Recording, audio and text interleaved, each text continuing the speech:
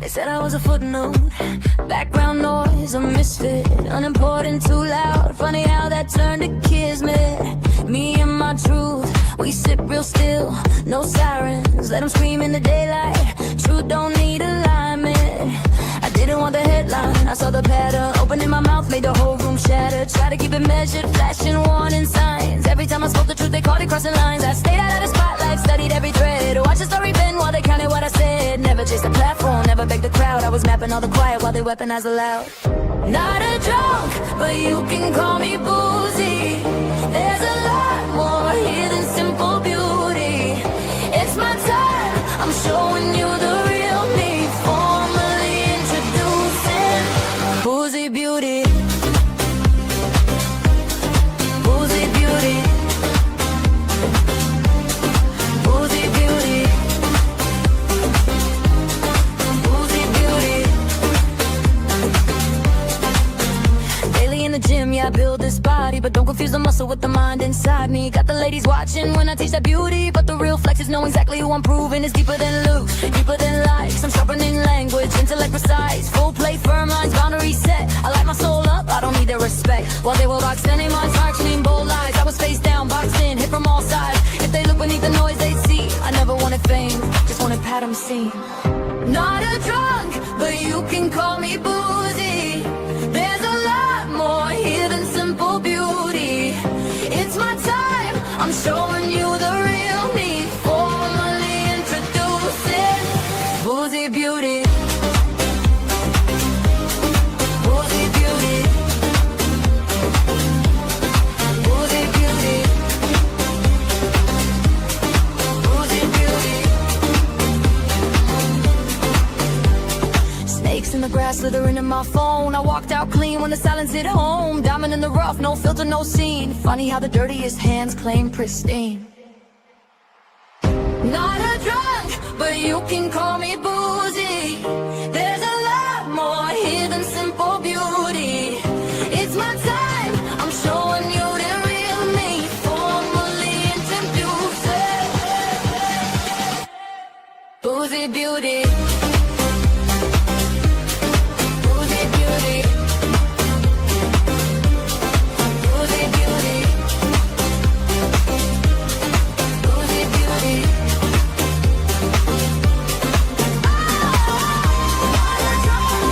You can call me Boozey.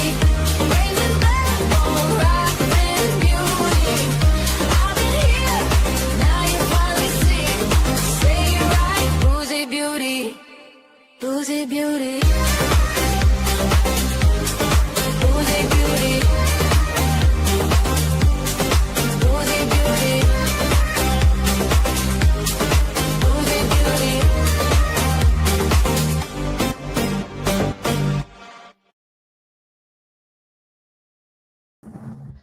Oh, if you are in live chat right now, you probably are like, what the hell is going on? I don't know what's going on. My microphone fell, my background fell. It's a lot of things going on right now. Hi, everyone. I'm coming in hot tonight. Okay, if you are new to me, welcome in. Welcome one, welcome all. I go by the username Boozey Beauty, and I am a Norfolk County resident. If you're familiar with the John O'Keefe investigation, the two Karen Reed trials, or perhaps the Sandra Birchmore investigation, that is Norfolk County. And of course, we have some more things we need to talk about, my friends. More connections, more videos, and more district attorney document drops. Oh boy, oh boy, oh boy.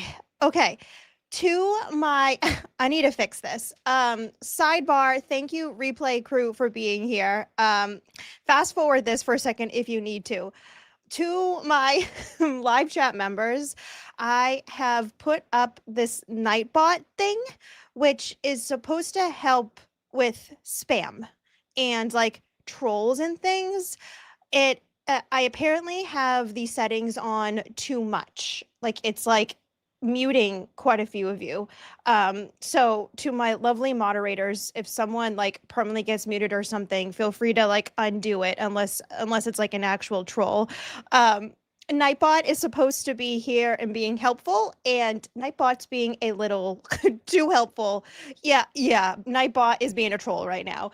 So apologies in advance. Of course, you guys know I'm still new to this. So, and it's a lot. Just I will edit the Nightbot afterwards. I apologize, everyone. And for anyone that was wondering about my last live stream, I know some of you guys like to look at the stream as well as look at the live chat when you're on replay crew. Unfortunately, I did get a copyright strike for Adele. Yeah, I played one of Microdot's videos that was playing Adele, and they tried copywriting me for like a minute long segment out of a 5-hour-ish live stream. And now my dog is playing with this toy. We're doing great, y'all. Anyways, hi everyone, welcome in. What are we covering today? Well, like I said, we recently got a document drop from the Norfolk County District Attorney's Office. And of course, there are some things that are a little bit of an overlap, and then there's a whole lot of new things. And like I said, when we get these document drops, sometimes the little smaller puzzle pieces tend to be ignored. But I think you all can understand by now that I like all of the puzzle pieces, even the ones that may have been revisited some years ago. Maybe they were testified to in either of the Karen Reed trials, or maybe they're in some other court filings in other cases. Well, friends, I have been connecting some dots. And we're going to be speaking about today in particular, if you saw my title, Canton Police Department's own Michael Lank. It's a lot, friends. There's a lot. So I'm cutting this down as much as I can, as well as being as thorough as I can. So I got trial testimonies, I got court filings, the DA document drop. We got a lot. So buckle in. Hopefully this should be a shorter live stream. It should be, depending on how much we chit chat and whatnot. So thank you again to Replay Crew for being here. I'm going to say hello to my lovely chat members, as well as some thank yous, and then we're going to get into all of the things. So, okay, friends, at least my mouse is working today, at least. All right, let me say hi to some of you guys. Hi, Courtney. Thank you for being here. Tortoise interference, nor spices are by nature. Noticers, exactly. That's all we do is we notice the little things, right? Hi, Sweenies. Hi. Fokker Eyes, thank you so much for being here. And hello to Denise. We got Superstition Man. Hell yeah, you're in hot ass Arizona. I'm jealous because it's probably hot, dry heat, not hot, humid heat like it is in Norfolk County. Man, the humidity really is a killer. I much prefer the hot and dry versus the hot and humid. It's kind of gross. Oh, hello from Montana. Hello, Grizz Girl. Hello. Oh my God. And my mouse is frozen. I jinxed myself. Sasha Bella, thank you for being here. And Dora. And Janet. You guys are so much fun today. JC, hello, friend. Hello. And Melissa. Oh, Romy, you're in here too. Hi, Romy. LG from New Jersey, amazing. Denise, cheers. Carol, I'm new here. A lot of good things about your channel. Thank you. Yep, we do all of the deep dives. That's all we do. And then we go over court filings, and then I also tend to go to some hearings and trials and things. So we kind of do it all over here. Thank you for being here, Carol. Thank you for checking me out. Mermaid, thank you so much. What's up? BJ's Burl. Oh my God, from Tennessee. I have so many of you guys from all over the place. Wonderful. Hello. Tiny Full House. Janet, Taurus and Fierce. Okay. Yep, there's my girl. There's my Romy. Hello. It's 105 some golf girl. Oh no. But if it's dry heat, it's way better. I'm telling you guys, once you are around this humidity and it's like 85 degrees, but it's like 90% humidity, like you walk around with swamp butt. It's so gross. It's so gross. Hi, Lady Wags. Yes, speaking of swamp, you understand that from Florida. You get the humidity. Hey, Jinxie. Hey, Jinxie. And Terry. Oh, and of course, my beautiful moderator, E. Chase. Thank you so much for dealing with Nightbot. I apologize. Karen.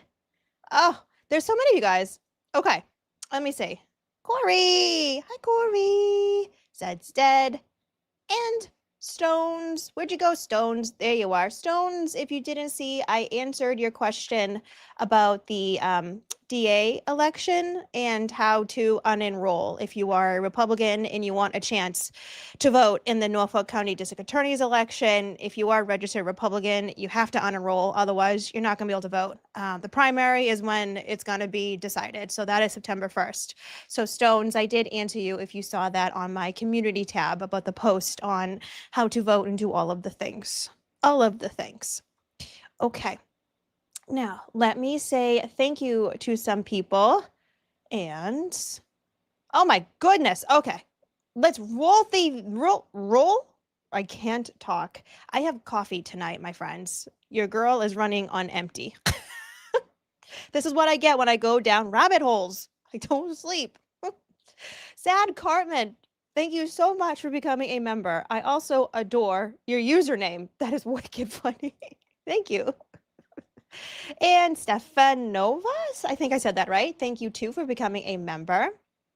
As well as Maisie's mom, who has a dog as a photo. You guys know how I feel about all of the puppies. You know. BB giving out 10 memberships. Thank you so much, BB. I love you. And also thank you to, or congratulations to anyone that was able to get 10 memberships. Like I said, I'm going to have to do a members only live because there's so many new people now from you guys being so gifting of these memberships. Thank you so much, BB. Scooby-Doo, my friend. Hello. Thank you so much for gifting 5 Boozey Beauty memberships. Love you. Thank you so much. Ramblin' Rome, thank you so much for the happy poop. I still can't believe that's a thing. Exhibit Alley, hello, my friend. Nightbot made me laugh. Or did Nightbot try to block you? It's got this thing if you use too many emojis or something. I don't know. I'm gonna have to play with it. I'm sorry, guys. I'm just be careful in chat. It's a robot we're fighting today, not actual trolls. Savvy Aries, yes, Aries in the house. Thank you so much for being here. And thank you to Ice Queen for the silver star. Let me see. I've also got Boston Brandy. I see you. Hello. And I also have Fervent and Bob. We have all of my OG friends in here too. Okay. Are we ready to rumble, my friends? So, per usual, oops, listen, Emily. There's a song by an artist by the name of Kim Zolciak. If you are a Bravo person, you maybe know where I'm going with this. She sings this song, and she actually used to be on a program called The Real Housewives of Atlanta. And she would sing, "Don't be tardy for the party. Whoa, don't be tardy for the party." Emily, you made me sing Real Housewives of Atlanta. Anyways, some of you know where that's from. Some of you understand where that came from. Literally just came out of the pit of my brain. Don't ask. Nightbot, I need to figure this out. I apologies if something acts up in chat. Okay. Let me see. All right, friends.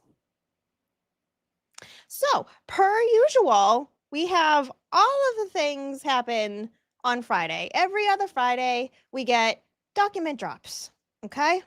And this past Friday, we got one. If you were here a couple of days ago, we went over some new things. And now we have even more new things. So, we are speaking in particular about Canton Police Department, Michael Lank. Who the heck is Michael Lank? Well, I don't think there's anyone better to tell you who Michael Lank is than who Michael Lank is. I'm going to pull up. I swear to God, if this freezes, chat. She's gonna lose her cookies. Okay. Let's pull up who Michael Lank testified to, who he was in the very first Karen Reed trial. And I thank you guys for being patient with me, because per usual, I have all of the tabs open. All of the damn tabs. Now, who is Michael Lank? Intro background. Good morning. Let me know if you guys can't hear it, because, you know, StreamYard is StreamYard too. Good morning. Could you please state your name and spell your last name? Michael Lank, Lank. And how are you employed, sir? I'm a lieutenant with the Canton Police. And how long in total have you been a member of the Canton Police? Over 24 years. And how long have you held the rank of lieutenant with Canton Police? It'll be 2 years in August.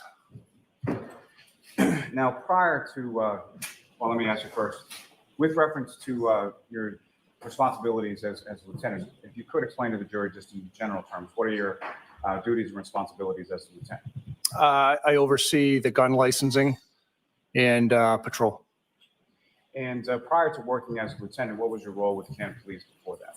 I was a detective sergeant. And how long were you a detective sergeant?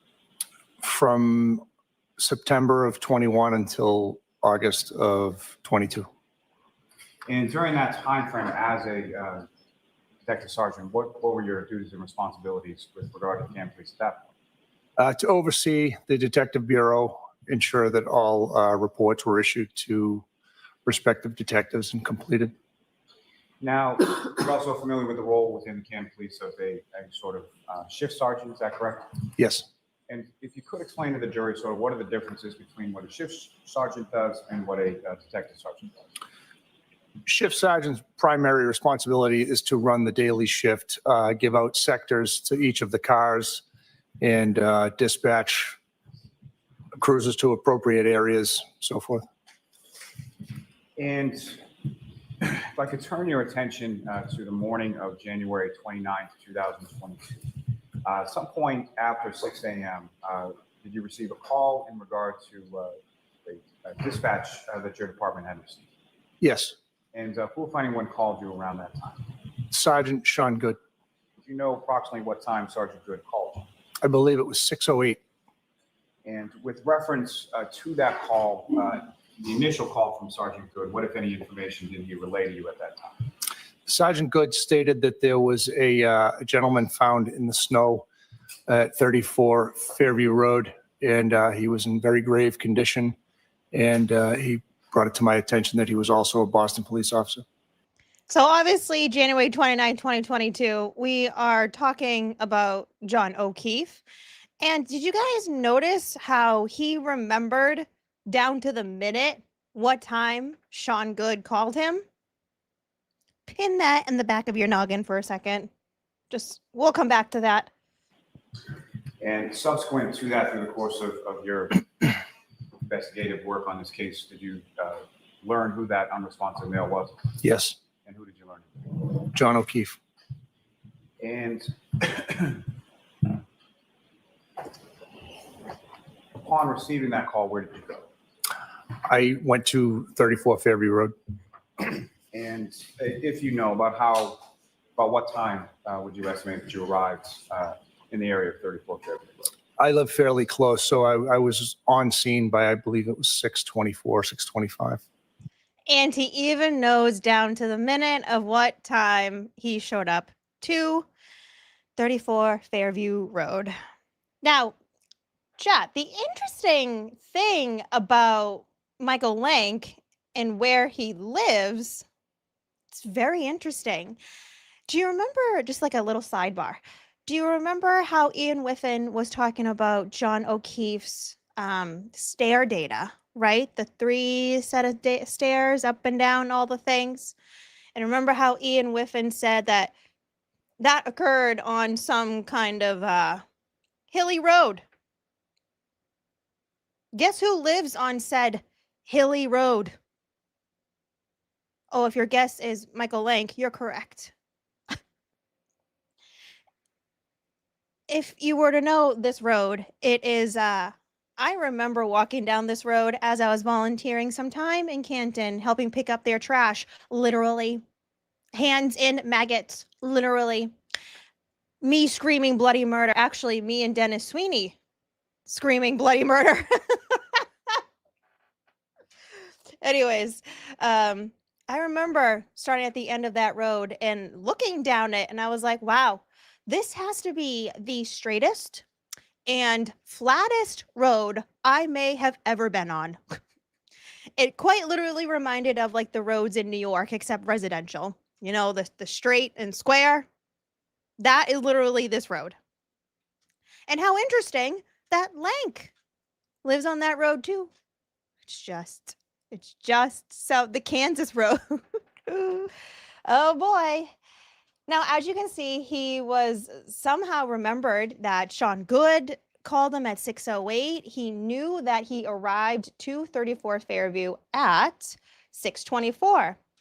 And wouldn't you guess, me being me, what do you think I did? Oh, she got all of the times with the dash cam footage. So I'm going to put up said dash cam footage. Give me 1 second while I load it up. Per usual, your girl has a lot of tabs open because we like to be thorough over here. Okay, where am I? It's Goode's dash cam. And we got to go to 13. Okay. CPD Goode 642682. Also, as a reminder, Sean Goode's dash cam does not have, how do I get rid of this? Add to stage? No. Okay, there we go. A reminder that Sean Goode's quote unquote prisoner cam wasn't working. And also, too, the audio is not available for Sean Goode's cruiser, which is just great. We love this. We love this so much. Again, I say not working very facetiously. Okay, so where are we here? Well, we're obviously in January 29th, 2022, right outside 34 Fairview Road. Let's go over who everyone is and where we're at. We are currently, like I said, in Sergeant Sean Goode's cruiser facing forward. 34 Fairview, where John O'Keefe was found, is right to the left of the screen. So where you see all these headlights, that's 34 Fairview. Now, that is Kerry's vehicle. Okay. Did Kerry leave already? No, Kerry's still there. Kerry's still there. So that's Kerry Roberts' vehicle right here. You see this officer right in behind. That is Mulaney. Now behind Mulaney, which you don't see on the screen, is Saraf's cruiser. The cruiser in front of Kerry's vehicle is Mulaney's cruiser. Right next to the cruiser, you see two individuals. Okay. The one in the same jacket as Mulaney is Goode. The one next to Goode is Lanka. Lanka. Okay, let's get him pulling in. So Sean Goode right here is like pacing back and forth, doing something. And this vehicle pulling up is Lank. So as a reminder, Lank literally lives like a 2-minute drive, not even that, down the street. You see him pull up in his personal truck. And then you see Sean Goode like walks up to him, but then walks away. Lank gets out. Sean Goode walks back. You see Mulaney again in the corner over here. And then you'll see Lank and Goode and Mulaney go to walk over. And they go right to where John O'Keefe was found. But you know what else happened at this time? Lank was noticed by someone. I don't think I heard anyone speak about this before. Now, who do we think noticed That Lanka was there. By the way, if I call him Lanka, it's because that's what everyone calls him. Oh. Oh.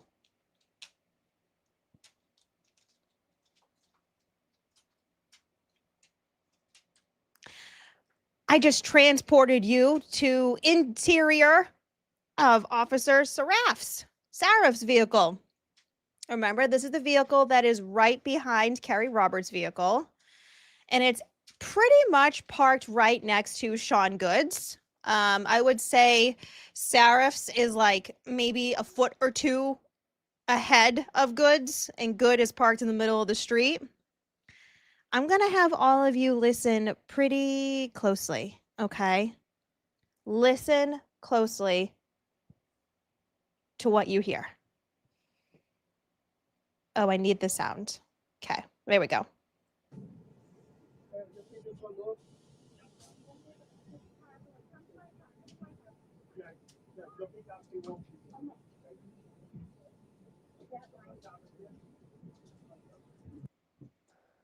It's very faint, chat.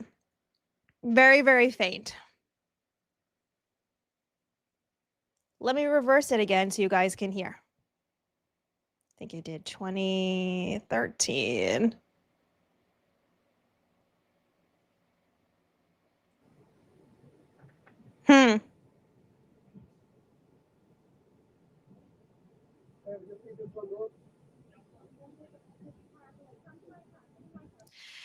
You hear Kerry Roberts say, "Come to my car, come to my car." So clearly, Kerry is speaking to Karen. And then right afterwards, you hear this.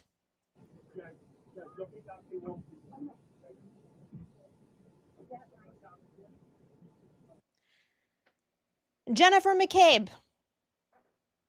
Jennifer McCabe. Is that Lank? Oh. Huh. Jennifer. The moment Lank walks over and Jen notices Lank is there, because remember, I just showed you Lank walks in front of Saraf's vehicle to look at where John was found. Jen sees Lank and goes, "Is that Lank?" Remember that when we start going over the testimony, everyone. So now the question is, how exactly does Michael Lank and Jennifer McCabe know one another? Well, of course, this was testified to, so we can pull up the testimony. Thank you for being patient. Good Lord. Oh, it's been a day. Okay. So this is coming from trial 1, day 2. She's in a blue breeze. Okay. 132. Lovely.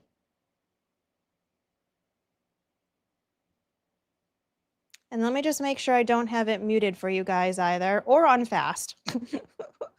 You guys should see me behind the scenes when I'm getting all this stuff. I put everything on like 3 times speed. Okay. How does Jennifer McCabe know Lank? The initial police officers from Canton Police Department who responded to the scene were you friends with? I would say I am friendly with Mike Lank. He was 5 years older than me. I knew him growing up. If I saw him around town, I would say, "Hey, how are you?" Pretty much that's the extent. Oh, that was the extent. Emily C. pointed this out, how it's so interesting how adults will go back to high school and be like, "Oh, yeah, he was 5 years older than me, didn't really hang out with me." Oh, huh. But the moment Lank comes to the scene, the first thing that Jen does is that Lank, and then quite literally runs over to him. You know how during the trial, Karen's team kept trying to bring up, friendly. Are you friendly with these officers? friendly cops. Right? Notice how Jen goes, we were friendly, but he was 5 years older in high school. That has, that affects our relationship now. Chad, if you are in your 40s, 50s, 60s, and someone is 5 years older than you, are you going to, and you know them, and you have known them for quite some time, are you going to go back to high school and be like, well, we weren't really that close because he was 5 years older than me? Girl, you are a grown-ass adult. It's just another way for her to try to distance her relationships with Canton Police Department, which obviously we know Kevin Albert was the greatest detective. The greatest detective. Anybody else other than Mike Lank that you were friends with? Not that I am friends with. I knew of Officer Sean Goode. Knew of Officer Sean Goode, who we didn't know until recently was very, very close to Massachusetts State Police decertified, fired, disgraced Trooper Michael Proctor. Sean Goode, who also has recently resigned because he didn't want to sit for his final interview, where it was most likely going to be asked about all the communications with Michael Proctor, and then it would have led to probably a firing.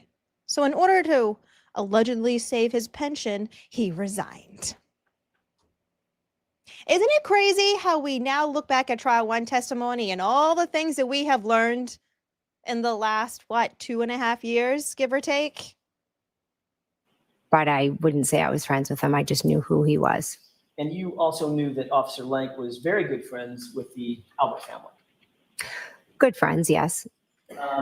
You knew that Mike Lank and Chris Albert had a long-standing friendship, correct? Correct. You just indicated you also knew Officer Goode, is that right? Didn't know him. I said I knew of him. Okay. With regard to names like Seraph, Elaine, not so much. Seraph has a sister that's the same age as my sister, but I had never, to my knowledge, met Seraph.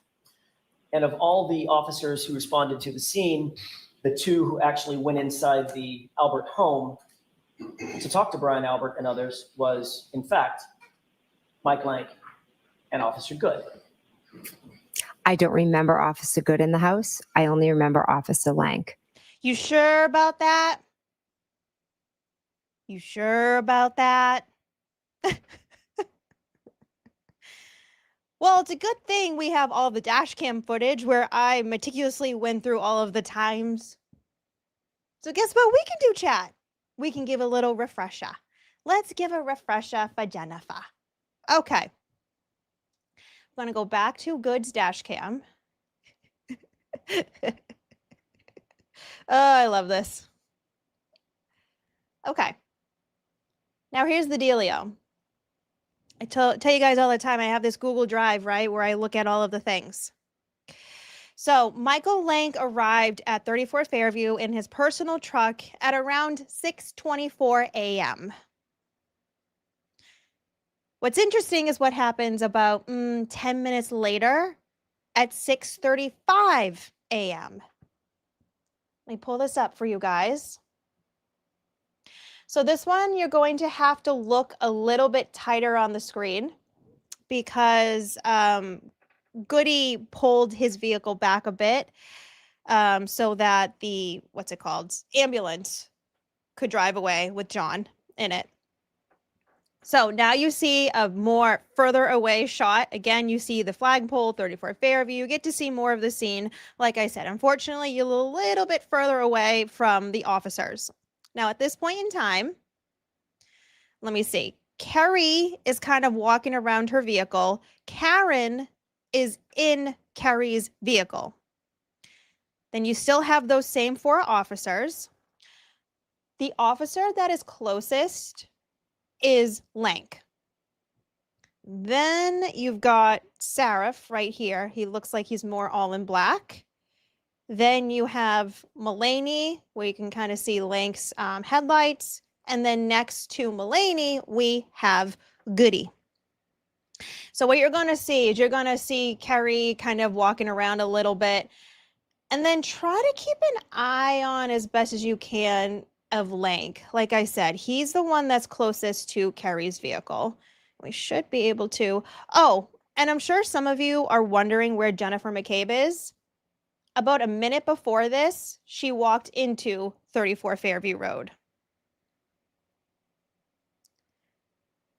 So you kind of see them walking around, kind of hanging, figuring out what they're going to do. Oh, what's that? Oh, huh. It kind of looks like Lank is on the phone.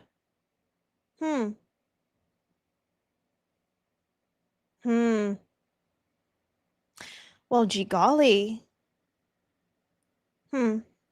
Jennifer McCabe just went into the house. Kerry is now in her vehicle. Karen is in Kerry's vehicle. Sarah and Mulaney are kind of staying away from all of it, kind of looking to see what Lank is doing. And then Goody's like, oh yeah, we're going to go see who he's talking to. So Goody now follows Lank. But as you can see, Mulaney and Sarah are like, I don't want anything to do with this. I want nothing to do with any of this. Now, what's interesting is that Lank testified he didn't remember who was on this phone call. Lank didn't know who called him. You can see Goody and Lank are still there. Lank's still on the phone. They're pacing back and forth. Lank purposely walked away from the other officers, which I find very interesting. But don't you guys all think it's a little sus? If Lank can remember the exact time when Goody called him, and also Lank can remember the exact time that he pulled up to 34 Fairview Road, but he can't remember who he was on the phone with about 10 minutes coming to the scene, he doesn't remember. Sus. There Lank goes walking back again. I wonder who Lank would be on the phone with at this point in time. Chat, you can always put who you think it might be in the chat. My live stream friends. Oh, it could. Well, here's the thing. That was Lucky driving by too. It could be a few people, right? It could be Kevin Albert. It could be Chief Berkowitz. If I had to guess, just given like what happens right after this, the best guess would be Berkey. Wouldn't be Brian Albert, because Jen is in the house right now with Brian and Nicole. They are preoccupied, probably by Jennifer flipping out.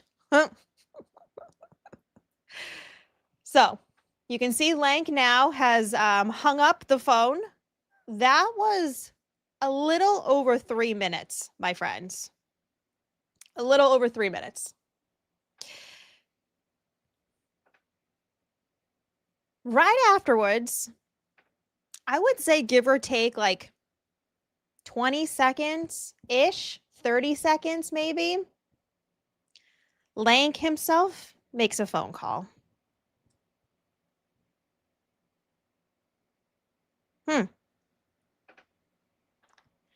Anyone remember who Michael Lank then called? He's on the phone for 3 minutes. Doesn't remember who is on the phone? Sus. Oh, what time am I at? I am at... I gotta fast forward, you guys. Sus. I'm telling you, once you see these things, you can never unsee them. I have transported you back into Seraph's vehicle.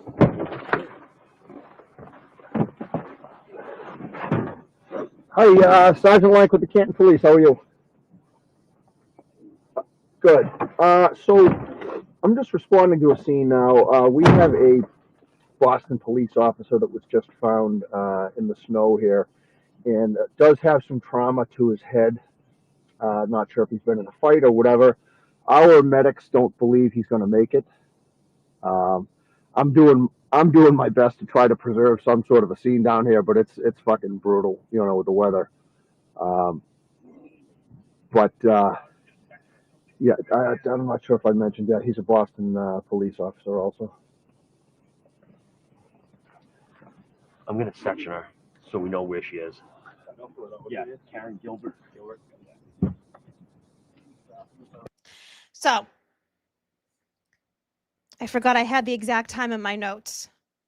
After Michael Lank hangs up with whoever he didn't remember who he was on the phone with, 26 seconds later, he calls the Massachusetts State Police CPAC unit. If you briefly remember this during trial, or if you weren't here for this testimony, the issue was the reason why this unit couldn't come out to the scene yet is because John O'Keefe had not been pronounced dead yet. So CPAC was not going to come out. But we find something interesting when Lank, in this phone call, within 30 seconds of them answering the phone, he goes, "We have a Boston police officer. I don't know if he's been in a fight or whatever."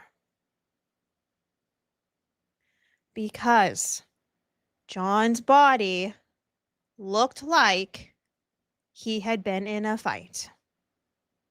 He did not look like he was hit by a vehicle.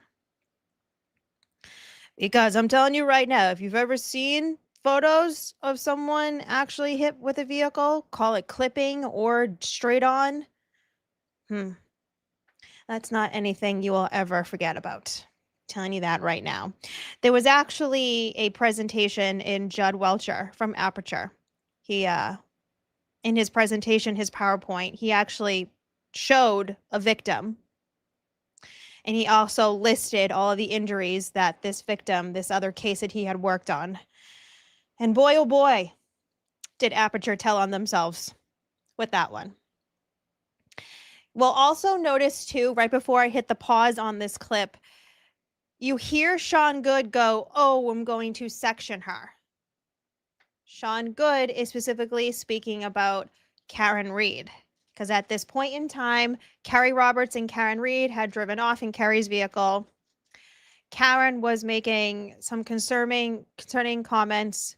Her father, Bill Reed, who was on the phone with Karen, hearing her say these things, did what a good parent should do, is call the police, worried and concerned. So that's when they, Kelly Dever gave him a little buzz and said, "Hey, do you have a Karen there?" Or whatever she said. I think she said her name wrong. And then that's when Goody found out about Karen having those words. So Goody said that he was going to section her.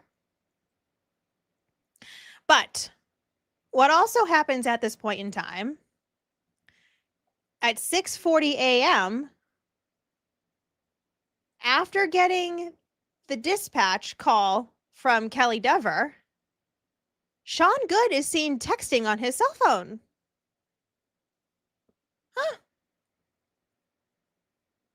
Do you think that was ever testified to, my friends? No. Sean Goode never said that he texted anyone at the scene. And it wouldn't be his only text message that he sent. Now, some may try to brush that off and think it's nothing. Maybe it's his wife. Maybe it's the kids. Maybe it's this. Maybe it's that. It frankly doesn't matter. When you look at any other testimony in regards to police investigations, those officers are always very, very well versed on, just like you heard with Mike Lank, what time they received a phone call, who was at the scene, any of the phone data that they did, if they did any phone calls, if they received any phone calls, who they spoke to, the subject of the call, how long the phone call occurred for. So now you have Mike Lank not knowing who he was on the phone with for over 3 minutes. And then 26 seconds later was calling Massachusetts State Police CPAC unit. But then at the same time that Goode says he's going to section Karen Reed, he's texting on his cell phone. Do you guys remember what time Proctor said he got a phone call? Sean Goode was texting at 6:40 a.m. Michael Proctor said that he found out about the scene at around 6:45 a.m. Knowing now what we know about Goode and Proctor's friendship and how long they've been friends and how, frankly, this is me saying it very kindly, how comfortable they were speaking the way that they did and the supremacist way that they spoke. Is it possible that Goode was texting Proctor? Or maybe Goode was texting Berkey, Kevin Albert. We don't know because it was never testified to. I'm going to continue on with this phone call just so you can hear what happens with it. Let me pull that back up for you guys. Yes, sir. Sergeant Lank, L-A-N-K. Total can control. Control on. No worries. L. Can you A start FD to this N location? We're K. gonna section that body.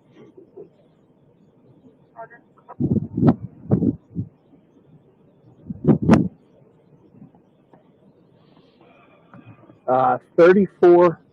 We're at 34 Fairview, Fairview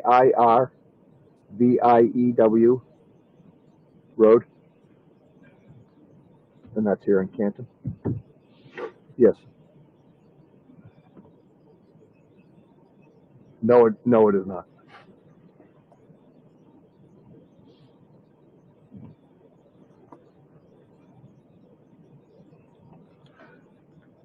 Yep. Okay, great. Thank you. All right. Thanks. Thank you. Bye. Stevie, I'm just going to take a picture of. Is this your screen here, Steve? What's that? Is this your phone that I'm looking at? No. Why, you want it? No, I'm going to take a picture of it. I think that's his phone, Mike. 682. Do you have his phone? I have the saucer. So, Kelly, go again. FD is en route. Thank you. Do you want to go talk to that? The front door, actually. Yeah, it's yours. Nope. Might be ladies. All right, a lot of things just happened there. They mentioned 34 Fairview, and then all of a sudden they're talking about some cell phone that was either in the rear of Sarah's vehicle or something like that. We don't know what cell phone that was. We know it wasn't Sarah's because Lank asked Sarah, "Is this your phone?" He goes, "Could be Mulaney's." There's obviously been a lot of questions about John O'Keefe's cell phone and where it was. I will make that another video because obviously with me going through all these videos and getting the timestamps of it all, I very clearly looked very closely at these dash cam footages. And yeah, interesting. We'll just say John O'Keefe's cell phone is interesting. Now, what you also hear is Sean Goode. And I actually covered this back probably in like February when I was going through the footage, all these footages of dash cams of it all. And I pointed out what Sean Goode said at the very end. I don't know if you caught it, but he said something along the lines of, front door is actually open. Lank, you want to go in? Front door is actually open. And then we see this. We go back to this guy. Let me see. Do I need to go full screen for you guys so you can see it better? Let me move my butt out of the way. That doesn't really help So the problem is with these dash cams is they're obviously not the greatest quality, and they're you can't really see, but you can tell it's the wider shot of the same cruiser that Lank was just in. This is Sarah's vehicle. And you can see right here 2 individuals. That is Lank and Goody. They go into, Lank opens up Mulaney's cruiser right here, and then they walk into 34 Fairview Road.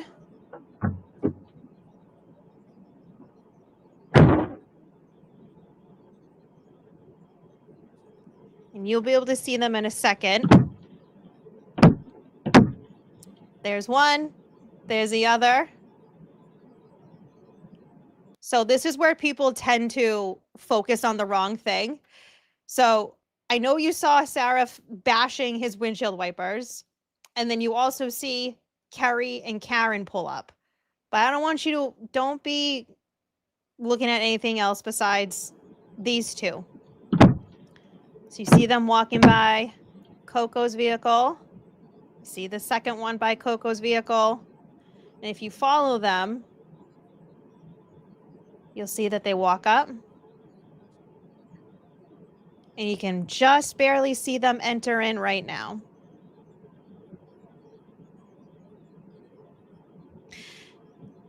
And just a fun little tidbit, they don't even knock. Normally you knock and you wait. They just waltz right in.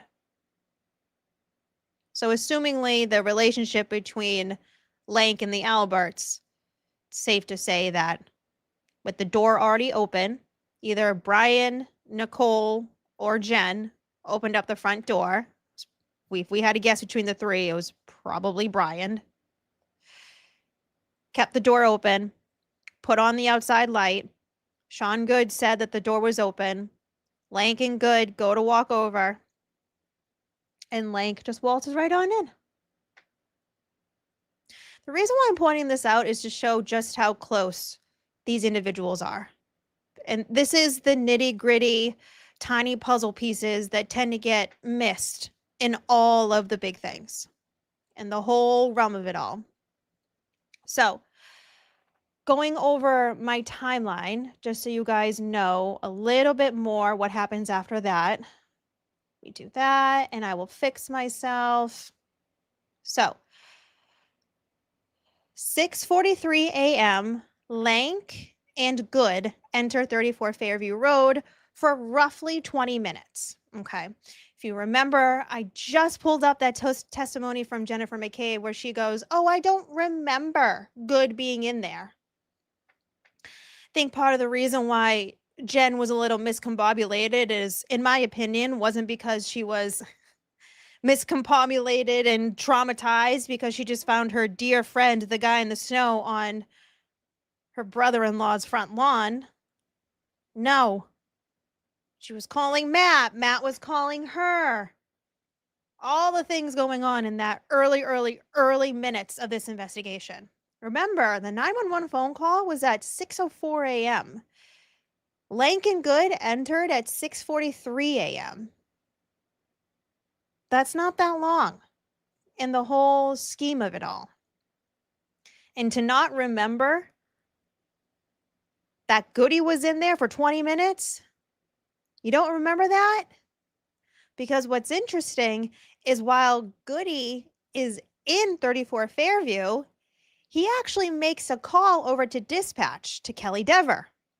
And Goode asks, what time was the 911 phone call? Again, did we hear that being testified to by any of them? No, because we don't know what they actually spoke about. You have to take them at their word. And I'm hoping after today's full live stream, once we get to the document drop, you'll see why I think you shouldn't trust them at all, if you don't already. So after roughly 20 minutes at 7:02 a.m., Lank, Goody, and Matthew McCabe exit 34 Fairview Road. Because like I said, in that 20-minute time span, Jen and Matt are calling each other. Matt walks in during that time. Funny because same time that all this was going on, he entered in the same door as Lank and Goode. Now remember, during trial, they tried to say that Brian, Nicole, Lank, and Goode were just at that front area. If you look at the Zillow, right at that front door, right where the stairs are to go upstairs. Kitchen is over to the, well, kitchen is technically straight. And then the dining table is to the right. They didn't mention Matthew McCabe coming in that duration. Did they actually stay right in front of those front stairs, or did they go elsewhere in the house? And why was Goode calling Kelly Dever over dispatch, asking what time the 911 phone call was at? Again, we don't have answers to that because it was never testified to. But what's interesting is at 7:02 a.m., when Lank, Goode, and Matt McCabe are exiting out of that front door, Goode immediately walks away. And he actually crosses right over the yard. So he doesn't go all the way around and down the driveway. He literally walks right through the front yard. But Lank and Matt McCabe speak privately. About what? We don't know. Because that's another instance where it wasn't testified to.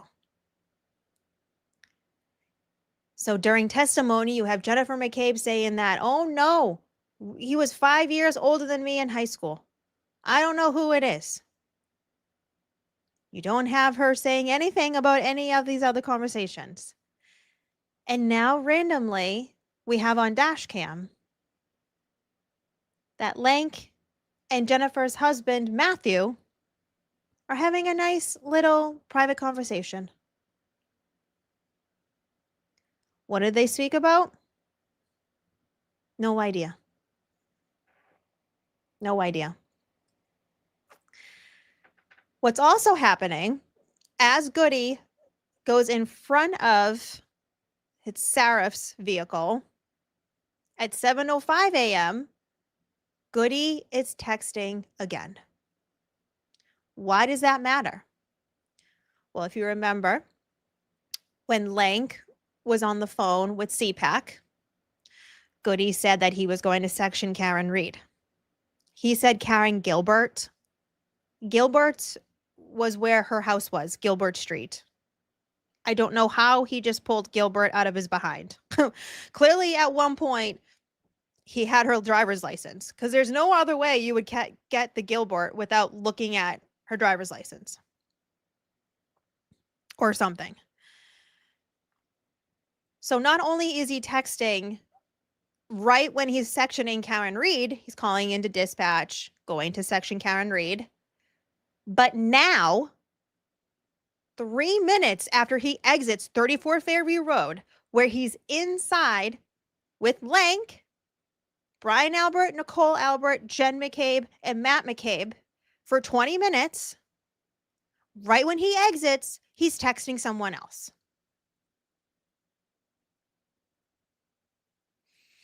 Around the same time, Lank and Matt McCabe are privately having a conversation in the front lawn.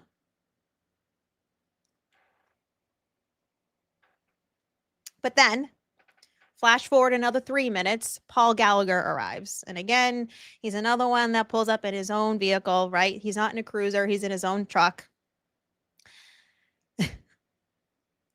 4 minutes later, after Lank, Goode, Gallagher are talking, Lank enters 34 Fairview Road again. It's fucking crazy. Can you imagine me writing up this timeline being like, this is a joke, right? So at 7:08, Gallagher arrives. 7:12, Lank enters 34 Fairview again, but he's alone this time, and he's inside for roughly 10 minutes by himself. And again, there's the McCabes and the Alberts in that house. Nicole, Brian, Jen, and Matt. Flash forward a little bit more. At 8:01 a.m., per Canton Police Department key card swipes, Lank enters Canton Police Department via the Sallyport door.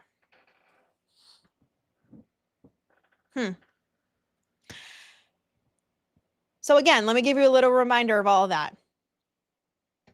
You can't make this shit up. Lank arrives at 6:24 a.m.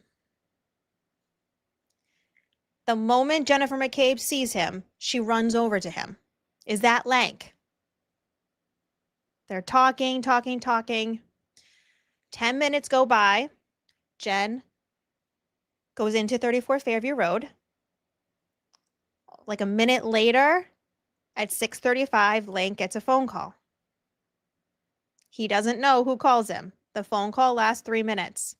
A minute later, he calls Massachusetts State Police CPAC unit, where he says that it looks like this Boston police officer, John O'Keefe, had gotten into a fight and that the EMTs didn't think that he was going to make it.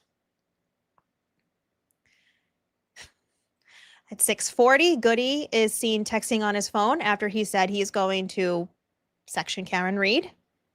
6:43, Lank and Goode enter 34 Fairview for roughly 20 minutes. 7:02, Lank, Goode, and Matt exit, where we see Lank and Matt having a private conversation. 7:05, Goode is texting on his cell phone. 7:08, Gallagher arrives. 7:12, Lank enters 34 Fairview Road again, alone for 10 minutes. And then at 8:01, Lank arrives at Canton Police Department. Does it end there that morning? No. Your girl needs a sip of her coffee. I also need to say thank you to some friends. Boy, everything is so sus, right? Okay, let me take a mental break. And then we're going to get into Jen and Lank a little bit more. Oh, Falkerized. I can totally send all of this over to Emily if she's down for creating all of the nice little charts. Is that a snake? That sure is a snake, Brandy. Brandy's like, I was waiting for this one. Oh, thank you to Canadian Girl for sending a corgi. It was so cute. Jane Vision, let's go down the rabbit hole. Oh boy, do we have a lot more to cover. J9 Sween says, happy poop, happy poop. Lisa Chick with the floating heart, thank you so much. Kim sent some sunshine, thank you, as we're covering the unfortunate morning of January 29, 2022. It is definitely needed. Of course, the Sparkles too, Night Owl Nurse, thank you so much. And Raven says, finally made it to a live stream after weeks of replay crew. Oh my gosh, yay, so exciting. I used to be on your TikTok lives a ton. Oh yes, excited to be here. And just so you know, I do more of the TikTok style live stream on my members only. So if you enjoyed that, feel free to join if you haven't already, but no pressure. Okay, and then I did star a couple of questions. So Clayton asks, didn't John's phone go to Lank's house and back? I'm going to be fully and completely honest with what I have found on the dash cam footage. No. And I understand people are really trying to hone in and figure out the step data of it all. I get it, trust me. But from what I have personally seen on dash cam footage, no. The question is not so much where John's phone was from, say, 12:32 a.m. until 6:04 a.m. You can always question that if you want. If you want to talk about whatever Faraday bags or what Higgins was getting at Canton Police Department, we'll talk about that. But for this instance, no. So the issue is not necessarily that time frame, it's afterwards. What happens at Canton Police Department? Why didn't they just immediately bring the evidence into the evidence room like they say they did? They didn't. But again, we'll get into that another day. And also, too, remember, Karen said in her interview with Gretchen Voss that John's phone pinged at Good Samaritan. So things just make you go, And Fervent, I found this funny. Nightbot, don't make me make a diss track about you. You always know I am trying to input ideas for Fervent songs. All right, my friends. So getting back to Jennifer, as well as Lanka. It's funny that they rhyme when you bring on the Bostonian accent. Okay. So let me scroll down a little bit on my notes. All right, to my chat. We ended up with Lank going back to Canton Police Department. He key swiped. It was like right at 8:01. Okay, so he was right on time for shift change. Oh, and someone asked too. I saw this in chat. A little sidebar. We did get the schedule of the Canton Police Department members, and it wasn't Lank that was supposed to be on duty at that time. It was supposed to be Kevin Albert. That's why I've always questioned who called who early that morning. Kevin was the detective that was on call. It was Kevin that should have showed up to the scene. Now, of course, we can understand he would have been immediately conflicted out, but did that stop Canton Police Department from holding Karen Reed's SUV when they were supposed to be conflicted out, the entire department? Why would they call Lank? We might get some answers. And during this live stream. Now, like I said, Lank is at Canton Police Department at 8 a.m. What happens after that, chat? What happens after that? Oh, another phone call is made. Really? Who do we think calls Michael Lank? You can't make this up. I think we might as well pull up Michael Lank, right? Why not? I have way too many tabs. Where's Lank? Here he is. There's Lanka.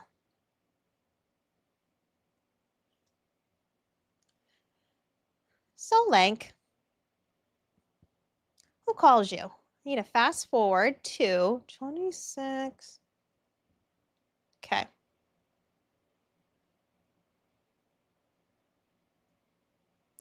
All right. Now, Lieutenant Lank, once you were back at the police station, what, if any, call did you receive from anyone in regard to what had, or if anyone called you once you were back at the station? Jennifer McCabe called at 9 a.m. And Oh, Jennifer. where did you go following that phone call with Jennifer McCabe? Lieutenant Gallagher and I went back to 34 Fairview Road. So this is now the third time that you've gone back and gone inside the residence at 34 Fairview Road, is that correct? That's correct. And who, if anyone, did you speak with, along with yourself and Lieutenant Gallagher, once you returned there that morning? Jennifer McCabe.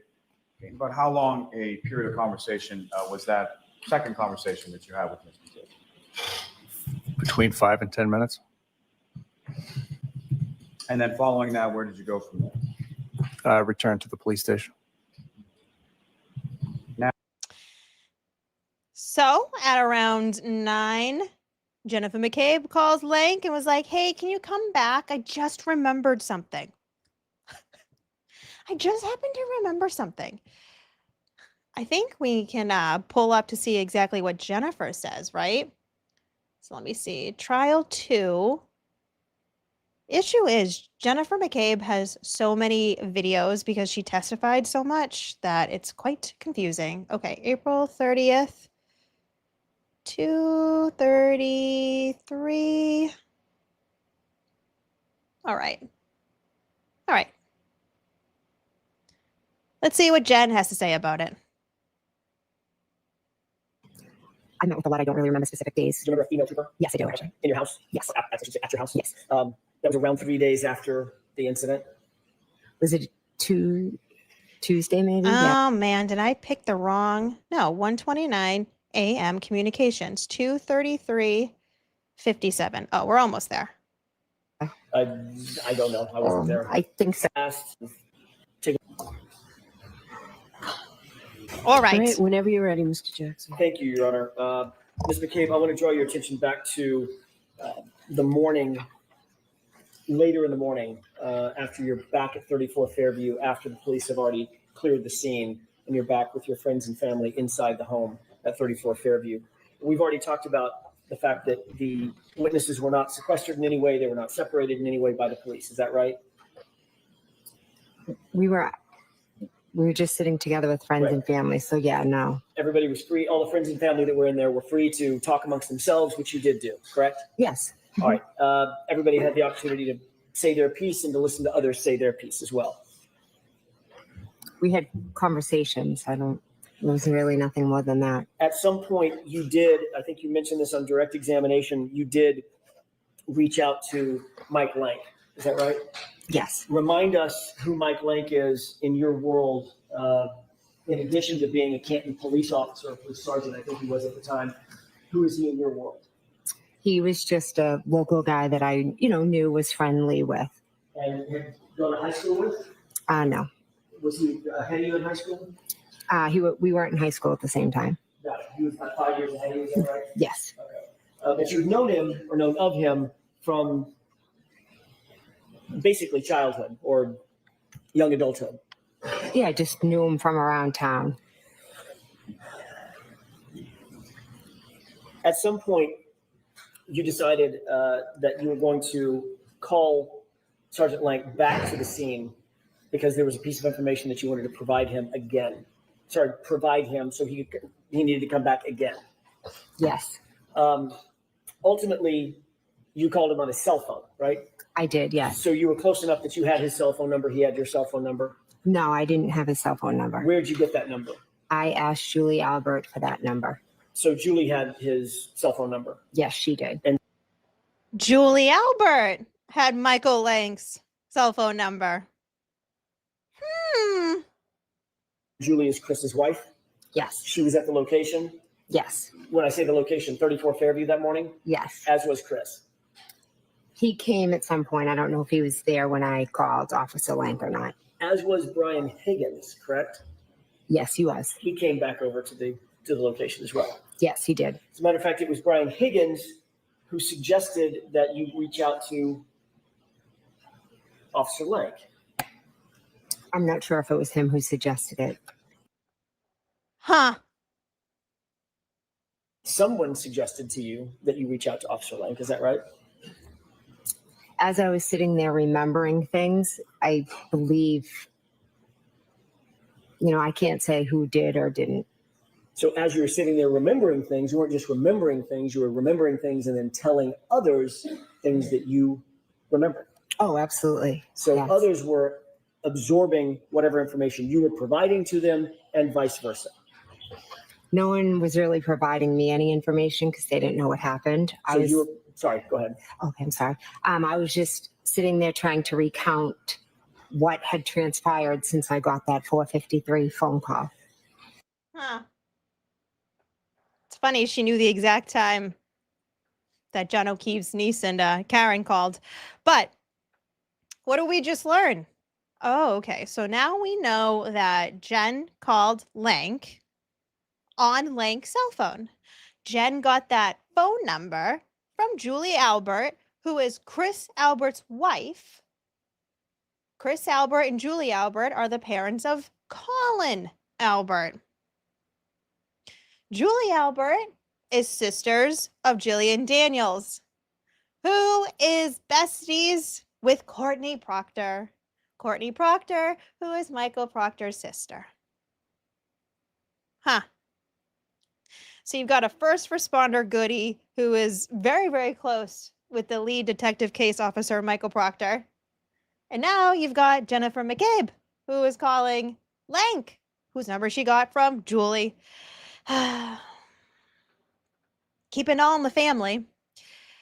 And she's just remembering things, right? That might be one of the funnier parts. I'm just remembering things. I just remember. I just remember things. So flash forward, we'll go to later that evening. There's a certain phone call conversation. Do you guys remember the text messages of it all? We got into that a little bit during both trials. So these text messages are between Jennifer McCabe and her sister, Nicole Albert. Nicole Albert is one of the homeowners of 34 Fairview Road. And what exactly do they talk about? Do you guys remember? No? Oh. Let's see what Nicole and Jen say. What's the time of this text? 7:57.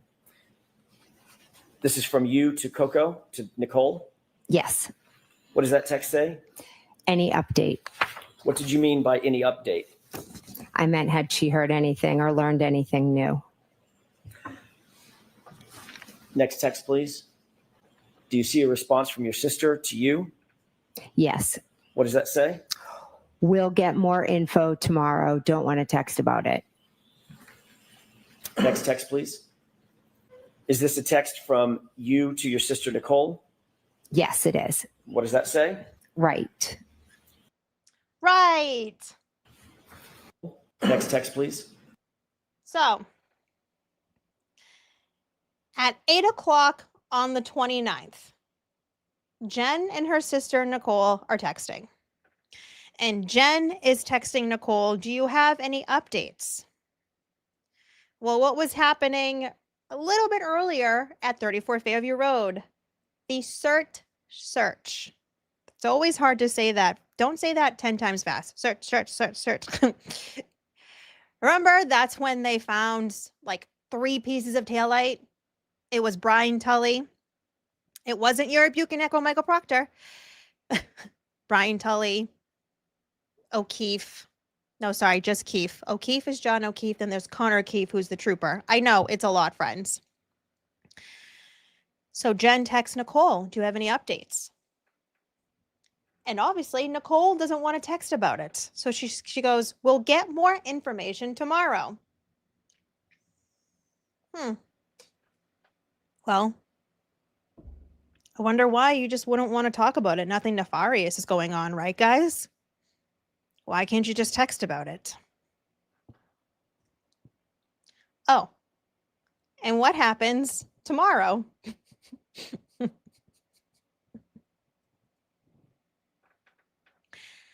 So that was on January 29, 2022 at 8 p.m. The next day, thank God we get all of these document drops from the district attorney's office because we got all of the ring footage from John O'Keefe's house, 1 Meadows Ave in Canton.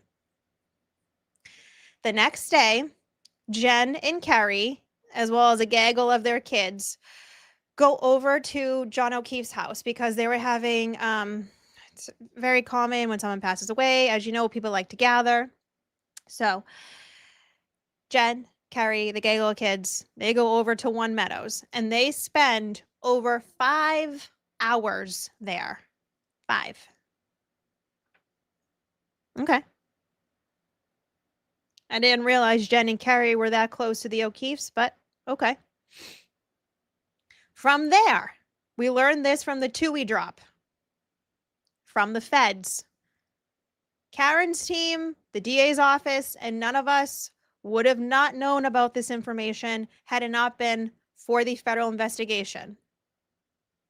So if you wonder why some people that favor their side start getting upset about the federal investigation, if you start thinking of, instead of Karen Reed and Aiden Carney, and start thinking of the information that would have never been put out, and the only reason why it was put out was because the feds didn't investigate, start thinking of that. So like I said, Jen and Carrie spend over 5 hours at 1 Meadows Ave. From there, they go to Jen's house and they spend roughly 7 minutes there. They did leave with some kids too. Jen did leave her daughter at John's house because Jen's daughter and John O'Keefe's niece at that time were friends. So what I'm thinking is there was still a child or something that Jen was going to go drop off. She also might have grabbed something from her house. Who knows? So we know they spend 7 minutes at Jennifer McCabe's house. From there, they go to 34 Fairview Road for 4 minutes.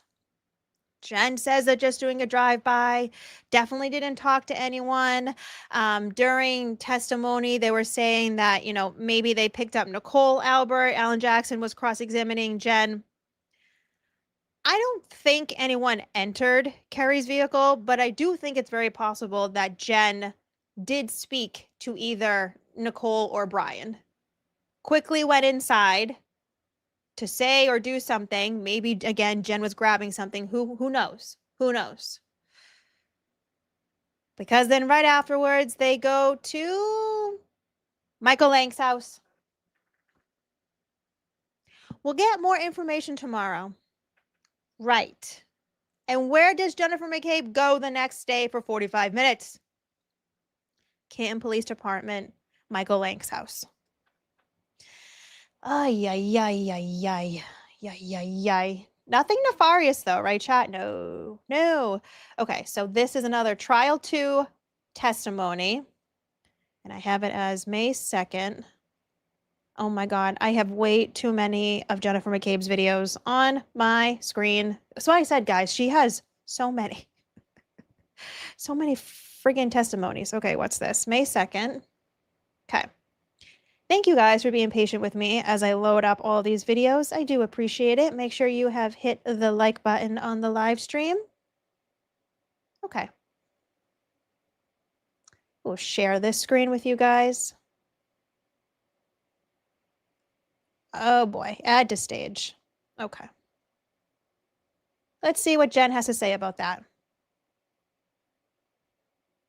Opinions about Miss Reed.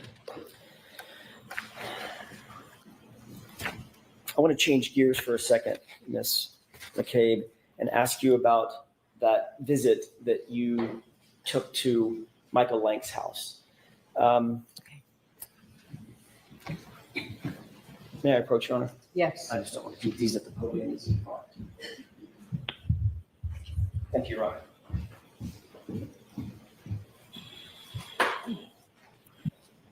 Have you and Ms. Roberts discussed that visit to Michael Lank's house before your testimony, before you testified to it for the first time in May of 2024, about a year ago?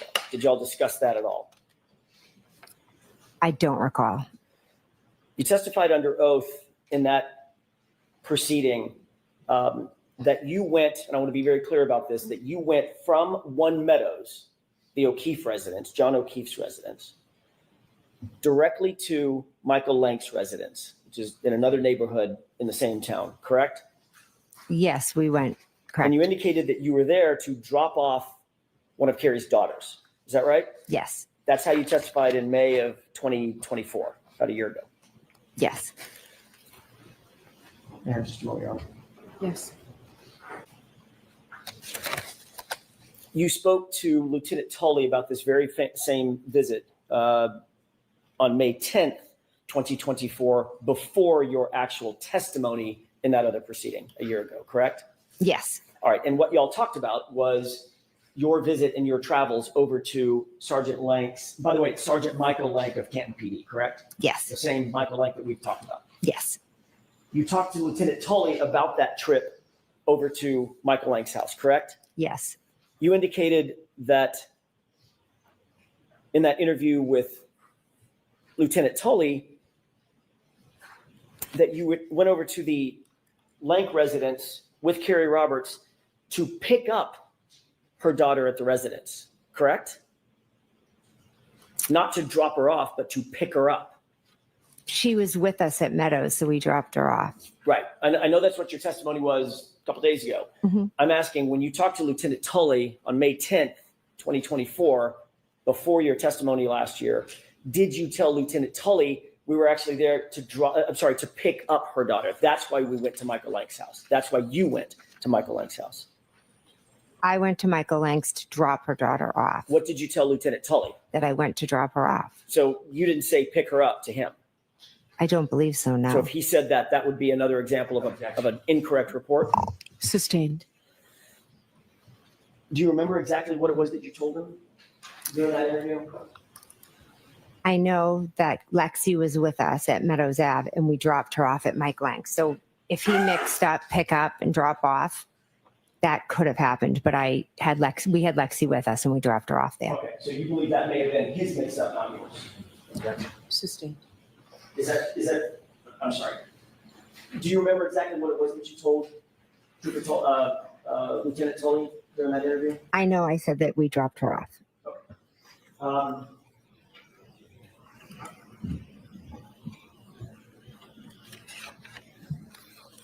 It was 11 days later that you actually testified, correct?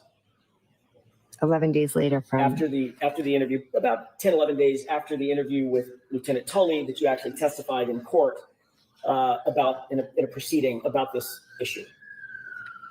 then. I don't know the exact dates of when I testified. If you testified, say, May 21st versus May 10th, it's about 11 days. Yeah. All right. Mhm. When you testified in that other proceeding, you did testify that you had dropped off Carrie Roberts' daughter, not picked her daughter up. Is that right? I know I dropped her off, yes. Did you also talk to Carrie Roberts about her testimony and what she was going to say about dropping off or picking up her daughter? No. Okay.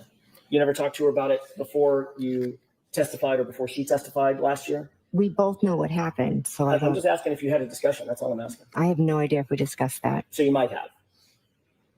I have no idea. And in the last year, let's clock it around all the way to now, Mhm. you've probably discussed it additionally with her, correct? Probably not that detailed, no.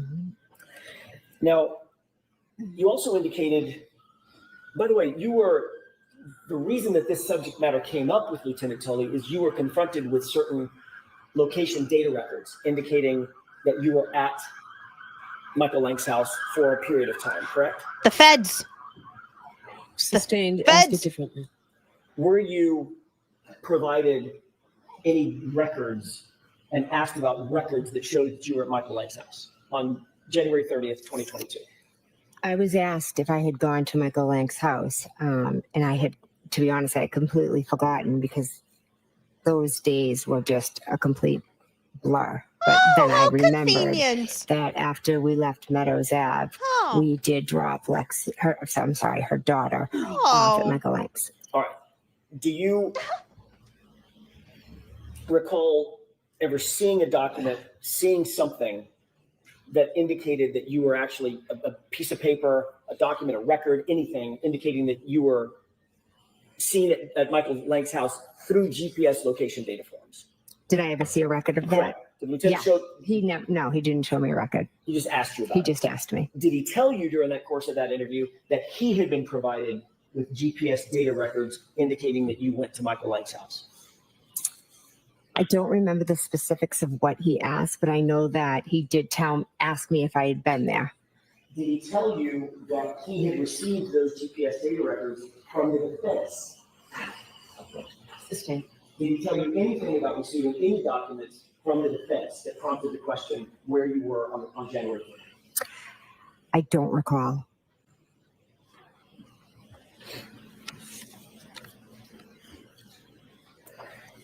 Before that interview on May 10th with Lieutenant Tully, Mhm. this is preceding your testimony last year. Okay. Had you ever reported that you went to Michael Lank's house, Sergeant Lank's house on January 30th to anybody? No, to be No. honest, I completely forgot about it. Yeah.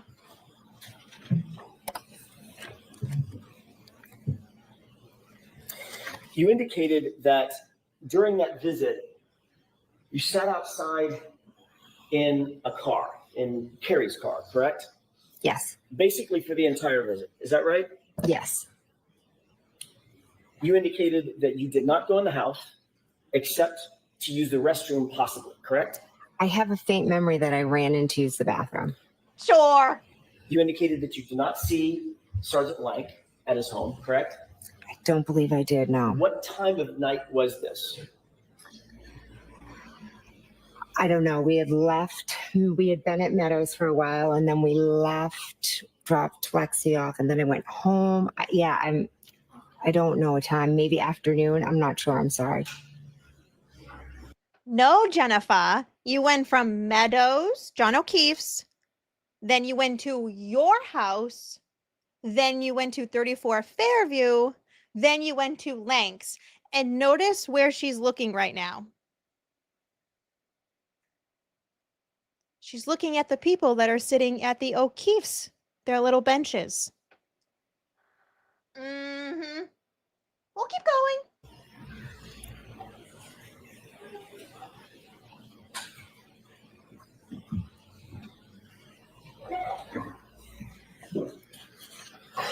Your Honor, I have a 10-page document that I'd like to have marked as identification with the court's permission. Sure. Show Mr. Brennan on your way up.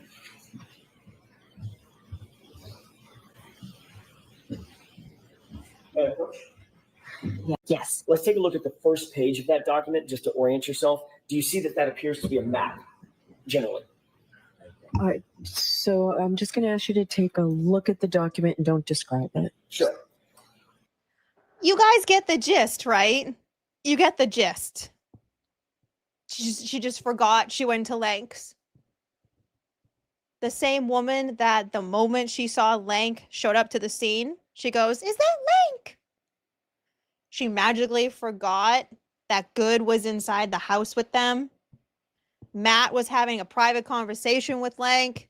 Lank got a 3-minute phone call who he doesn't remember who he spoke to.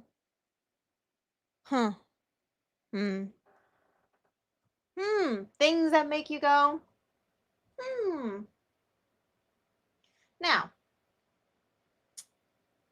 something else that I recently found that I thought was interesting while going through all of this. Now you kind of get the gist of who Lank is from January 29th, 2022, and just the immediate day afterwards. Guess what happened 7 months after John O'Keefe was killed?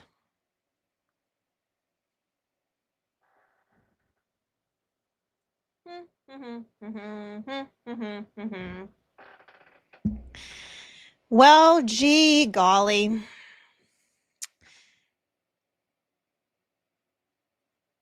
On 7/26/2022, at the Canton Select Board meeting, Michael Lank got a promotion. Now, thank you to Aiden Carney for posting this forever ago. This popped up when I was doing some research about today's live stream. Now, as you can see, this is obviously at the Canton Select Board meeting. I'm sure most of you are very familiar with the Canton Select Boards. And right at the front, right in front of where it says Select Board, that is Michael Lank. The person that's in the red circle is Brian Higgins. Brian Higgins, who was at the quote-unquote family meeting that early hours of January 29, 2022, like 8 a.m. Remember Alan Jackson, when he was crossing, Jen asked, "Oh, who told you to get Lank's number? Who told you to contact Lank?" Brian Higgins. We obviously know Brian Higgins was at 34 Fairview Road earlier in that time frame on January 29th when John O'Keefe was there. Just pointing out some other familiar names that are in this room. Obviously, we have Lank getting his promotion. We have Helena Rafferty. You see Higgins. We've got, let me zoom in. We've got Sean Goode is on the back wall. God. Let me see. Off to the side where you guys see the TV on the left-hand corner, right below that, you also see Tom Kelleher. Who was Tom Kelleher? He lived diagonal from 34 Fairview Road. He's the one that was supposedly having the ring camera footage. Remember how the media promoted that this ring camera footage existed of quote unquote Karen Reed running into John O'Keefe? That was Tom Kelleher, deputy chief. Which also is interesting that the deputy chief, who would have more authority than a sergeant, who lived right across the street, didn't leave his house, didn't open the door, never even checked on any of them. Unless, of course, there are communications that we don't know about yet. I guess you can kind of throw his name into the mix to see if, you know, if you think possibly that he was part of any of these text messages or phone calls. Now, it's very interesting that someone that was that into the investigation, clearly they would see that, oh, he did such a slam dunk job. He was maybe due for a promotion, and so they promoted him. And you guys wonder why people in Canton, those that didn't believe the Commonwealth's theory, why they started questioning things. Add this to the list of things that they were questioning. Michael Lank's promotion. Also, too, remember at this point in time that although Aiden Carney didn't come around until the next year, April 2023, there was already some harassing and intimidating things going on, except it wasn't towards the McCabes or Alberts. It was towards the people that were questioning the Commonwealth's theory. Yeah. Yeah.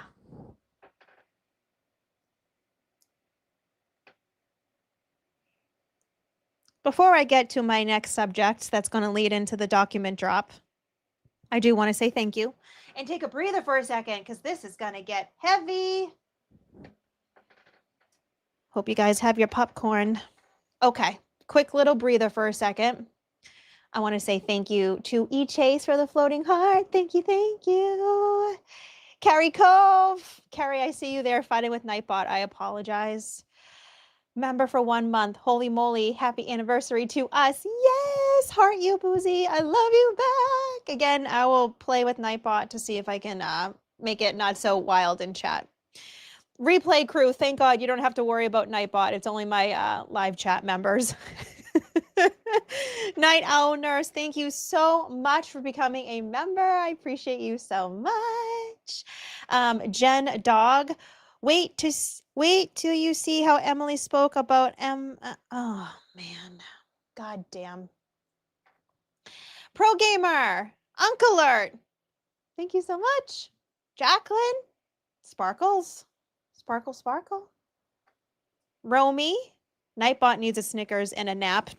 But don't we all? Let's be for real. Don't we all? Tiny Full House sent a gold coin. Thank you so much. Paula Epley, I think. Thank you for the flower.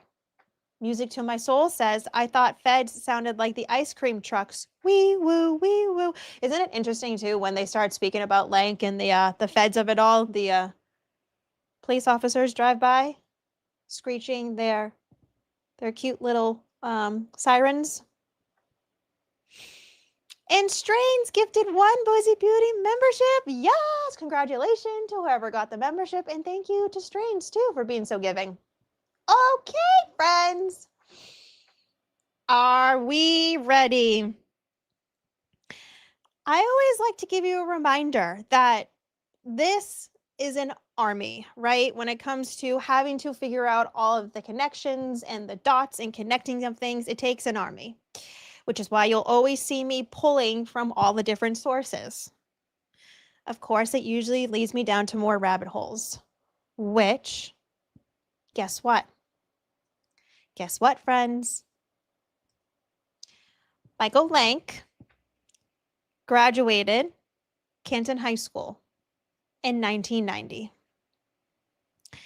Now, the thing about that is that there were some interesting folks in that graduating class. One of our favorite witnesses, Lucky the plow driver, also graduated that class. But someone else too. Someone else that was very interesting that I was like, oh,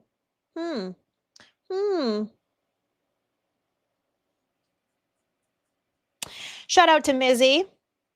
This post is from October 2023. I told you guys I will pull data and info from anywhere and everywhere that I can find to help us connect these dots. Mizzy says in this post, Officer Michael Lank, the one that we've been speaking about, was the sergeant on duty the morning Sandra Birchmore's body was found. He was one of the officers from Canton Police Department who handled the unintended death investigation of Sandra's death.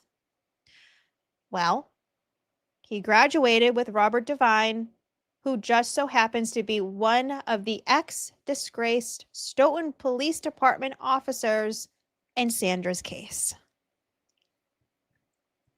I'm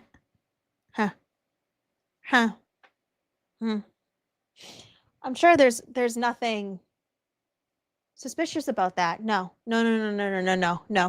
It's like Jen going to Lank's house the day after John O'Keefe's murder, where the evening before her sister Nicole, the homeowner of where John O'Keefe was found, one of the homeowners where John O'Keefe was found, texting, "We'll get more info tomorrow." I'm sure there's similar non-suspiciousness about Lank going to the scene of Sandra Birchmore's death, because remember, although everyone speaks about Sandra in Stoughton Police Department, she was living in Canton when this happened, right? Just so happens that one of the men that was grooming her, Stoughton Police Department member Robert Devine, who was the head of the Stoughton Police Explorers program, graduated high school with Michael Lank. Now, what often happens at this point in time frame is people who don't want to believe these connections or think there's nothing like odd or nefarious happening here. The graduating class of 1990 of Canton High was roughly 175. Now, was it 50? No. But was it like 600? No. And just as a reminder, Stoughton sits right next to Canton. The two departments, they all overlap. I've told you guys this before. Canton is not a big community. It's one of those things where almost everyone knows everyone, but especially the police officers. They'll try to tell you they don't commingle, and then you get phone extractions like Michael Proctor and Sergeant John Goode. Just an interesting tidbit that I found out about Officer Lank. Now, he obviously wrote up a report, which I'm going to pull up on my phone so I can read it better to you guys. Being the first officer on the scene, surprisingly, he actually wrote a report. So, Michael Lank says, on February 4th, 2021, I was working as a patrol sergeant for the 8 a.m. through 4 p.m. shift. At approximately 10 a.m., I was notified by SRO Officer Cotard, that's the school resource officer, that he was going to be conducting a well-being check on a party where Sandra lived. The party in question, Birchmore, had not shown up for work at the East Middle School for several days without notifying anybody at the school. Officer Cotard, Officer Brady, and Officer Yeaton, Chip, responded to Sandra's apartment in an effort to make contact with her. Once on scene, Officer Cotard notified me that nobody was answering the door. Cotard was then able to locate the subject's vehicle in the parking lot. The vehicle was covered in snow and appeared to not have been moved since the snowfall on Monday, February 3rd, the day before. Being unable to reach anybody at the apartment, officers on scene were able to make contact with the property manager, Aaron Porter, who provided them with the key to access the apartment for a well-being check. Upon entering the apartment, Officer Cotard located Birchmore in her bedroom, deceased, with a black strap around her neck, which was tied to the bedroom closet door. Trigger warning. At this point, the scene was secured, and Officer Yeaton requested my response to the scene along with Detective McCourt. Once on scene, access to the apartment was limited to Detective McCourt and I. Let me repeat that. Once on scene, access to the apartment was limited to McCourt and I, meaning only McCourt and Lank were then going to be the only ones allowed in that apartment. Firefighter Whitley, also from the Karen Reed case, was allowed into the apartment with Tyvek boots in order to pronounce the party deceased. They went so deep into this report that they're even noting that firefighter Whitley put the protective, what are they called? Like the protective covers over his boots. Once the scene was secured, State Police CPAC unit was notified and responded to the scene. While waiting for the CPAC unit to arrive, I went to the rental office and met with the property manager, Aaron Porter, and maintenance supervisor. This maintenance supervisor was able to access the video camera system, which only captured the interior entrance to building number 3, which was the residence of Sandra. The video is motion activated and captures people entering, exiting, or any other motion in the front lobby. While observing this footage, I observed Birchmore's activity in the following order. February 2nd, 2021. She leaves the building at 9:51 a.m. on the telephone. Do you see how thorough this report is? Compared to the report that he wrote about John O'Keefe's investigation?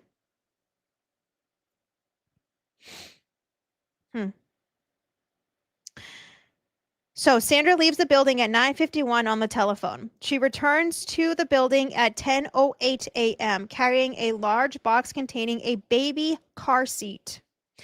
She leaves again at 10:11 a.m. She returns to the building at 1:15 p.m. with 2 pizza boxes and talking on the phone. She leaves again at 4:39 p.m., returns to building at 4:41, texting on the telephone.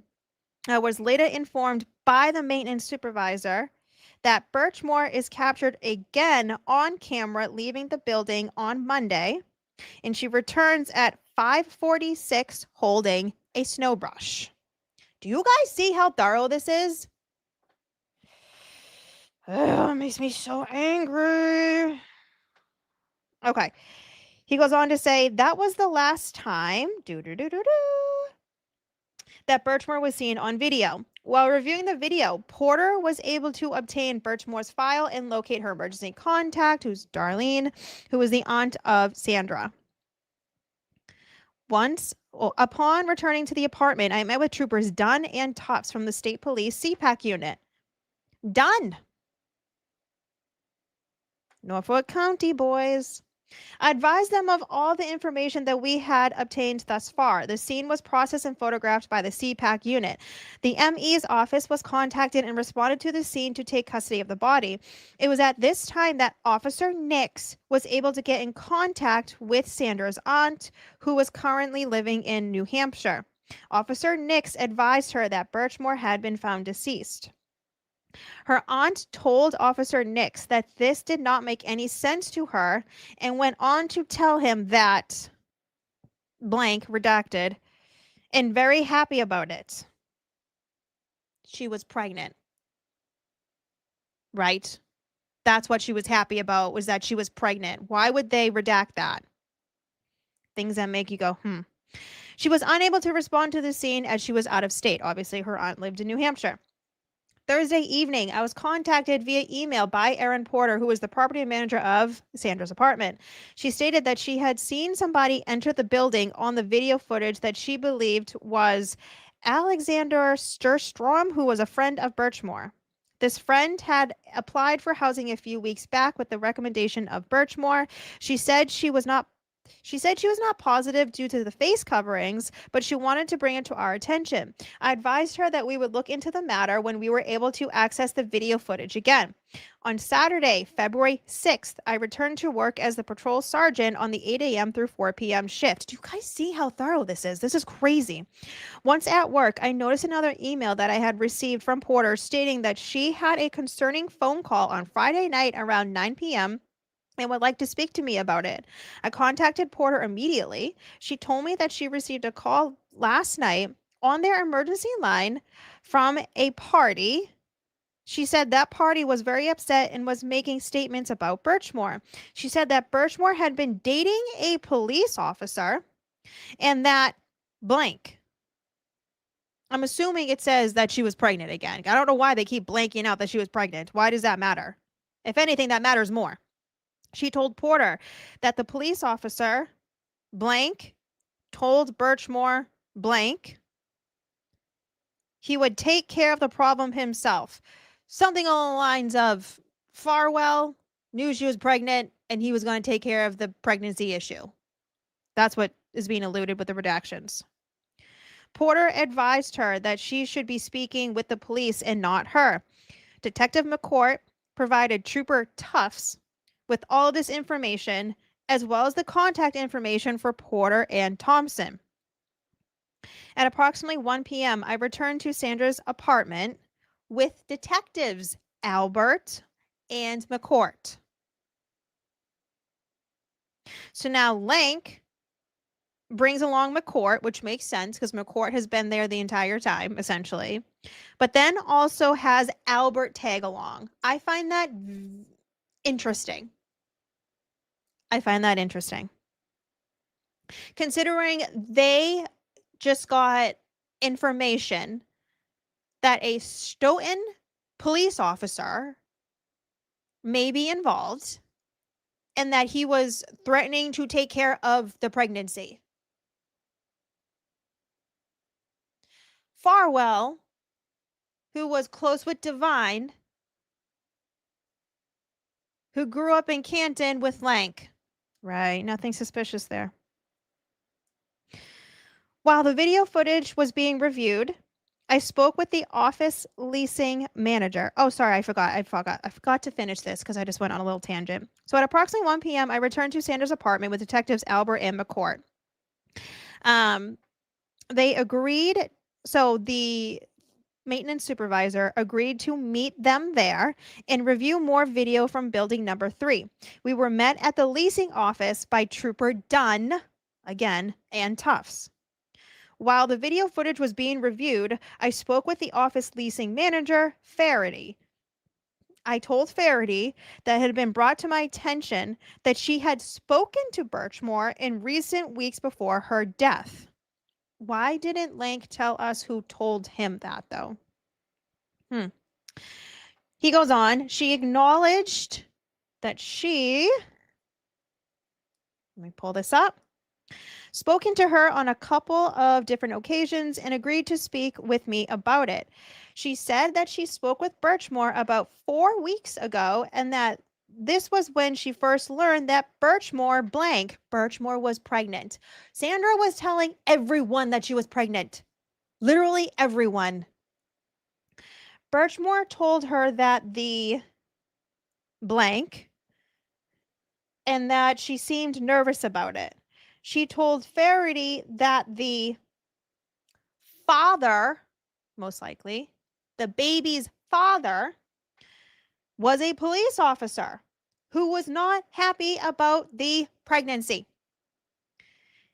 and did not want to blank, most likely did not want her to have it. Birchmore never told her where or in what capacity the police officer worked as a blank together. I hate these redactions. These redactions don't make sense. This should not be redacted. If anything should be redacted, it should be some of like these names. Like we don't need to know Faraday and things like that. Like why would you protect the pregnancy and the officer and not the witnesses? Right. You want to talk about witness intimidation. At the time of this conversation, Faraday believed that Birchmore was approximately however many months or weeks pregnant. The next time Faraday recalls talking with Birchmore was approximately 3 weeks ago. During this conversation, Faraday states that Birchmore seemed to be happier and joked with Faraday about anticipating multiple packages to be delivered in the coming weeks as she had most likely purchased things for the baby. She also stated that once the something redacted, she was hoping to move into a bigger unit within that apartment complex. Faraday told me that all packages that are delivered by courier come to the leasing office and then they send a message to the tenant. She told me that she had a record of Birchmore's recent deliveries. She picked up 2 packages on January 30th. There were 3 packages from Kohl's that were delivered last week but had not been picked up yet. There was one more package that had just arrived on this day, February 6th, from Kohl's. The packages were small and based on what Faraday had told me, redacted, probably baby stuff. I did not open the packages but brought it to the attention of Trooper Dunn and Tufts. So that means Lank told them all of the things. After speaking with Faraday, I returned to Sandra's apartment, with Canton detectives Albert and McCourt. So now here is Lanka bringing in McCourt and Kevin Albert.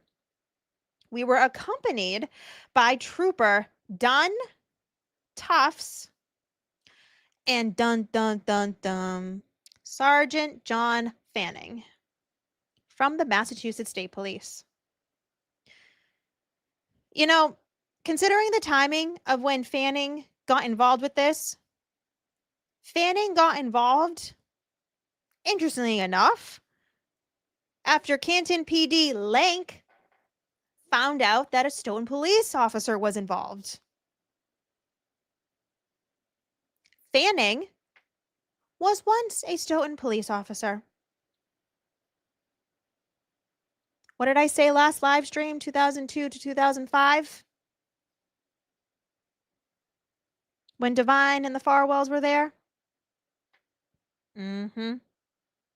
Once inside the apartment, my attention was brought to the large box containing a blank. Something baby related. Do you know what I mean? They're redacting the most stupidest things. This was the same box that I had observed Birchmore carrying into the building on Sunday. So earlier in the report, it didn't blank it out. It's a baby seat. And they redacted baby seats at the end of this report. I observed the shipping label on the box and noticed that the package had been delivered to New Hampshire, which was the current address for Birchmore's aunt. The apartment was further processed by the officers on the scene. And that was the end of Lank's report about Sandra Birchmore. Interesting chat. Ain't that interesting? Do you see why I tend to put together all these timelines so we can start understanding more of the things? Oh, there's my friend. Hi, Mizzy. Hi, Mizzy. Hi, Mizzy.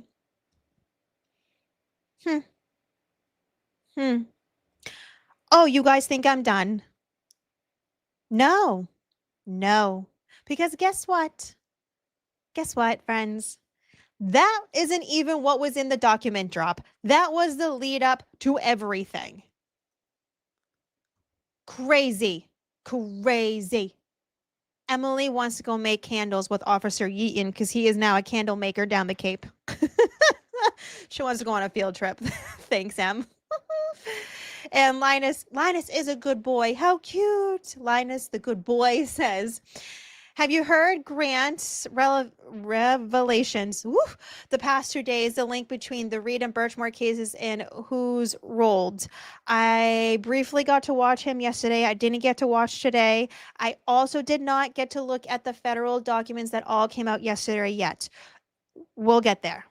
That's going to have to be its own live stream. No, I'm not. I've got one more thing to cover. Friends. The document drop, like I promised. So, you were here for trial 1. This was briefly testified to, but problem is Karen's team could not get into it too much. But now we have the documents of all of this stuff that we're going to get into. So, I'm going to pull this on up. It's about to get juicy, everybody. Okay. I can't wait for you guys to start laughing along to this. Truly, what we're about to get into is very embarrassing for Lank, but it's in a public records request and we need to cover it. So if you guys remember,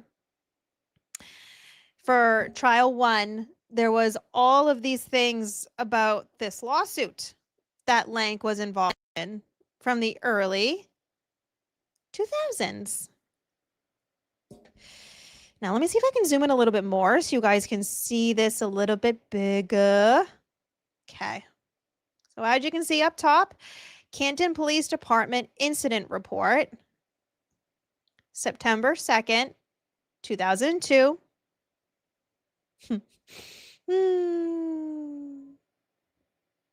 Involving who?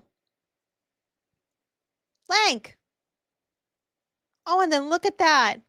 Another officer that was just named in Lank's report about Birchmore, Officer Nix. So like I said, this happened on September 2nd, 2002. Let's read this together, friends.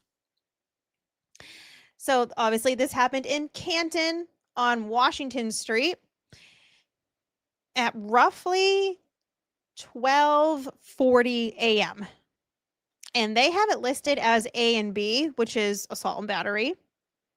Reported as disturbance, found as disturbance, not domestic excuse. And the dispatcher who took this call says that this was a report for a complaint on A and B on police officer. Disturbance in front of Centerfield. For those of you who don't know Canton, Centerfield was a bar. It's no longer there anymore, but it was one of the watering holes. The one, like, there's not that many bars in Canton, by the way, guys. That's why everyone is always going to the same locations. Especially at that point, it was Centerfields, Hillside. I forget what Waterfall and CF McCarthy's were, because they changed hands and changed names, but you get what I mean. There wasn't very many places that people could go to drink in town. So Centerfields was one of those locations, a little bit further away from center of town, but really it wasn't that far away. So they have the suspect by the name of LoPilato. Now I know I'm already getting some gears thinking for those of you who remember trial 1 testimony, but also notice how they don't redact their addresses. Like, the redactions on these things don't make sense. So suspect number 1 is Mark LoPilato. Suspect number 2 is Alfredo LoPilato. So 2 brothers. And look who is listed as the victim, Michael Lank. Lank. Who was the witness? Chris Albert. Keep it all in the family, friends. And the witness, James, it's supposed to be Maranthus, I believe. I believe they spelt that last name wrong, because if I remember from one of my sources, I believe he may have been, how old was he? He was 31. Or no, it doesn't say Maranthus's name. No, it doesn't have his age. Doesn't really matter. If I am thinking right, this is the same last name as Jill Daniels' boyfriend. Jill Daniel, who is sisters of Julie Albert, who is married to Chris Albert. I also want you guys to take note for a quick second of the ages of these individuals. So the LoPilato brothers are 23 and 25, whereas Lank and Albert are 30 and 31. Just keep that in the back of your head, okay? Just remember that. Old enough to know better. So here is the incident report. I hope you guys are ready for a laugh. Okay. So, narrative from Michael Lank. Again, A and B on a police officer. This was written by Michael Lank himself, and obviously no officer reviewed this report. On the morning of Saturday, August 31st, 2002, at approximately 1 a.m., I was exiting the parking lot in Canton Center across from Centerfield's Bar and Grill. While exiting, I was flagged down by Christopher Albert and his fiancee, Julie Daniels. So they hadn't got married yet. Chris Albert told me that he had just been involved in an altercation with Mark LoPilato. Albert said that during the altercation, LoPilato stated that he knew where Albert lives and would unalive him and his family. Albert, who lives with his fiancee, Julie Daniels, and their 3-year-old child, was concerned for the safety of his family. Because Albert knows that I am an officer, in the town of Canton, he wanted to know what I would suggest as the proper course of action. As I had just begun speaking with Albert, he said, "Here they come." When I looked out the window of my truck, I could see a group of men walking down the sidewalk in the direction of Albert and his fiancée. Fearing for their safety, I exited my truck, hoping to prevent any further altercation. Sure seems they're trying to frame it in a way that Albert was a victim of people attacking him. Where have we heard this film before? The report goes on. When I approached the group, I identified myself as a police officer and told the group that there was not going to be a fight tonight. Mark LoPilato, who was in the front, said, "I know who you are. I don't give a fuck." LoPilato and his brother Alfredo both attempted to push their way past me to get at Chris Albert, who was standing about 10 feet behind me. As I was backing up, I continuously told them to stop. At this time, I saw Peter Bassani and bar owner James Marathis standing out in the street. I yelled to them to call the police. "Aren't you the police, Lanka?" As I continued to give verbal commands, Mark LoPilato stated, "What the fuck are you going to do, big bad Officer Lank?" Both LoPilato brothers slapped my hands away as I attempted to keep them away from Albert. As I looked to see what was going on behind me, Mark LoPilato pushed me with 2 hands, attempting to knock me over to get at Albert. After regaining my balance, I grabbed LoPilato and began wrestling with him. I hope you guys are visually thinking about this right now, because I am just picturing Chris standing behind these guys, pretending like he's a victim. Lank is trying to stick up for him. And now there's a wrestling match, according to what Lank is writing in this report. After regaining my balance, I grabbed LoPilato and began wrestling with him. Okay. Next, LoPilato pushed me in the side of the head, left ear. Oh, he was specific to know it was the left ear. Okay. At this point, I struck him back and attempted to subdue him. While I was attempting to subdue LoPilato, I could feel somebody hitting me in the back. When I turned around, Alfredo LoPilato was standing directly behind me. And Chris is just standing there doing anything. Chris is just watching these two guys beat up on one of his good friends. At this point, officers Lane and Nix, so this is not Lank, a different officer by the last name Lane. Officers Lane and Nix arrived at the scene. The two brothers were immediately separated as the officers attempted to resolve the situation. Mark LoPilato left the area as his brother was handcuffed and placed in the back of a group. He continued to be uncooperative. LoPilato was later released and informed that he and his brother would be summoned to court.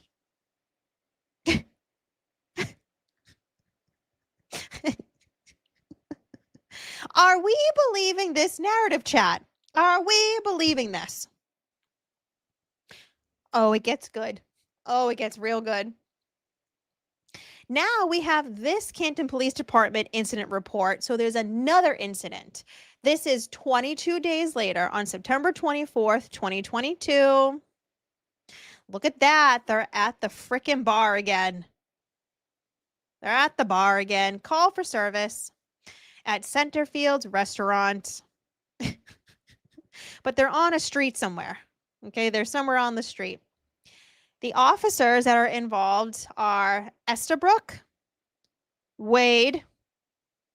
I already know that name tends to get some of you fired up. I get it. Trust me, I see you, chat. I know. Just be careful because Nightbot doesn't like certain terms. Just be careful. As well as Brown. Okay. Caller's info is now James Moranthus. He reported it as a group gathering, and it was found as a group gathering, and it's not domestic abuse. Dispatcher says, manager requests help as he states he has unruly customers and wants them out.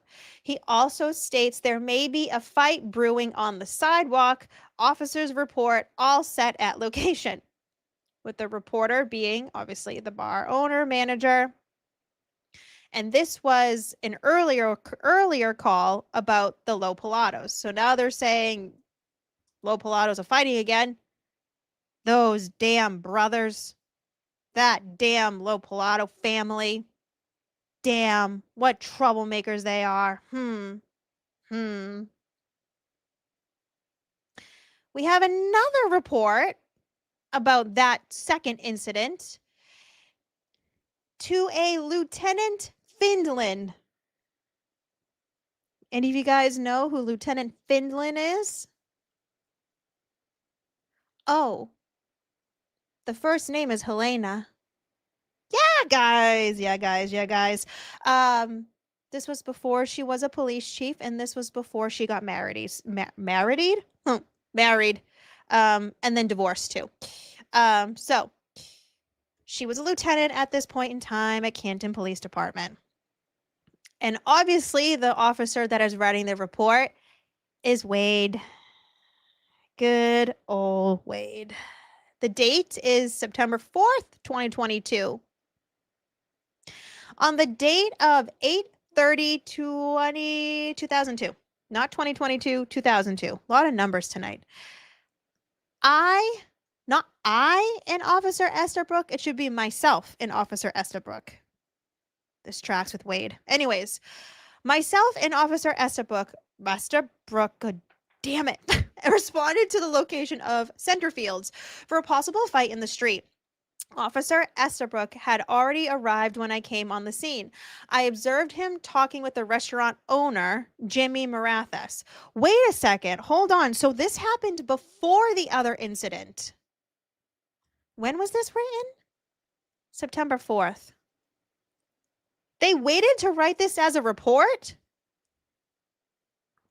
Hold on. Really? So this says received, dispatched, arrived, and cleared on 8/30. but they waited to write a report, and then the other incident happened. So this incident happened 8:30. The other incident we're talking about happened 3 days later. Okay, so there were some things that were a brewing. So this report by Eric Wade happened before the other report. Okay, let's start this over. On the date of August 30th, 2002, myself and Officer Estabrook responded to the location of Centerfields for a possible fight in the street. Officer Estabrook had already arrived when I came on the scene. I observed him talking with the restaurant owner, Jimmy Marathis. I also observed 3 males, all known to me, standing outside. The 3 males were Tim Albert, Tim Daggett, and Mark Hanley. Tim Albert. We've heard about him before, chat. Mr. Hanley was visibly upset, so I went directly to him. He stated that there had been a confrontation inside between his group of friends and another group. I asked who was in the other group, and he stated the LoPilato brothers and another male named James Young. He stated that the bar workers had told the group, including the LoPilatos, to leave. So the bar kicked out everyone, okay? The LoPilatos, Tim Albert, Tim Daggett, and Mark Hanley. Kicked them all out. I don't care who you are, get the hell out of my restaurant. Mark said they left but waited outside for Mark's friends to leave. When Mark's friends left, they were once again confronted by Mr. Young and Mr. LoPilato. Jimmy Marathis, who's the restaurant owner, came on scene and stepped in between all those involved. Mark was upset because Jimmy was trying to make him go inside without his friends. Before my arrival, Mr. Young and Mr. LoPilato had left the area. I did speak to Mr. Marathis, who corroborated with Mr. Hanley's telling of the story. So some shit went down at Centerfields 3 days before one of the LoPilato brothers got arrested. Jeez Louise. Okay, this is Officer Nick's report from that same night, right? Or is this... Oh no, this is later that same night. Well, these boys were just fighting all over the place. 911 call for service on 8/31/2002 at 1:18 a.m. This is Officer Nick's report of a fight. Report of a fight on Washington Street across from Centerfields. Cruisers responding and report that they were able to restore peace and order, report filed, and charged to follow. Suspects, you got the 2 LoPilatos and victim Michael Lank. So Lank got involved for no goddamn reason. That's what I'm catching from all of this, right? This is what I'm catching. Yes, Colin, they got into multiple fights within like the same weekend.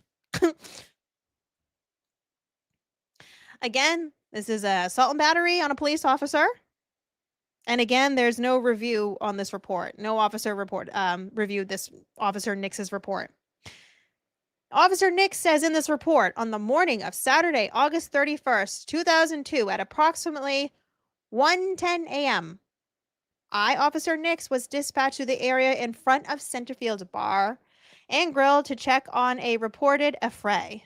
Upon arrival with Officer E. Lane, I observed a large confrontation in the street. There was pushing and shoving and some punches thrown. As I exited my marked cruiser, my attention was called to off-duty Officer Michael Lank, who had subdued LoPilato, who had just assaulted him.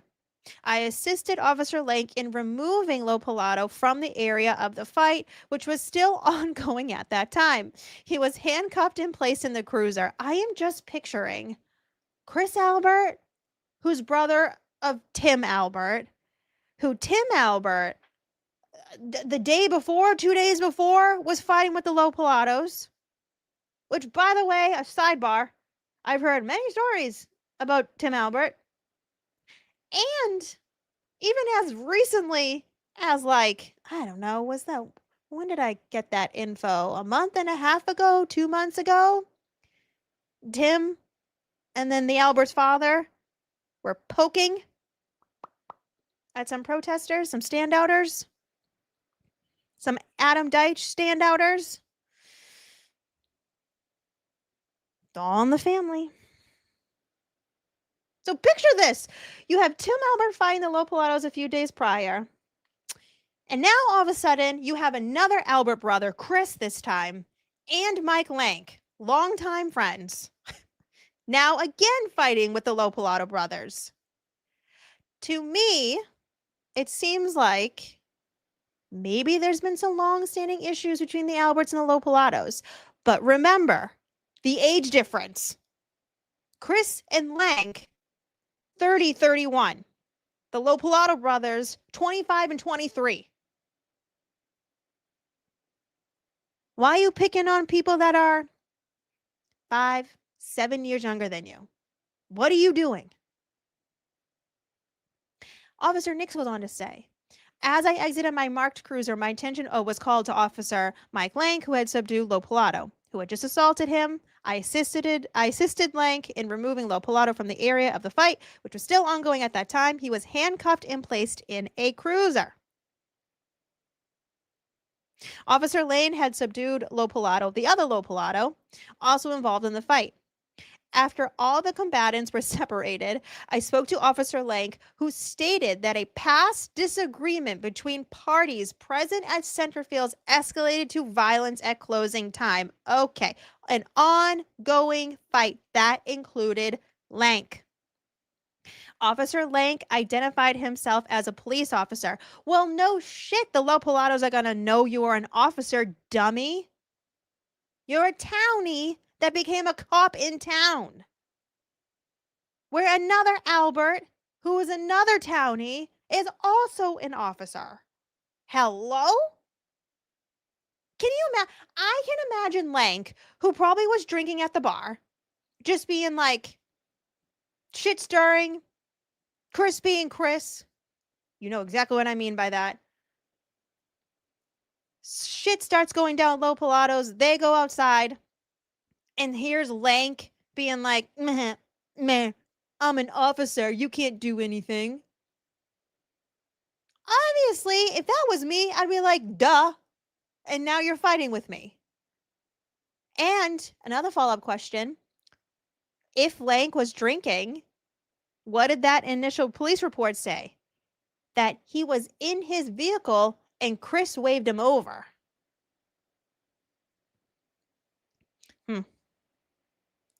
So Officer Lank identified himself as a police officer and attempted to intervene.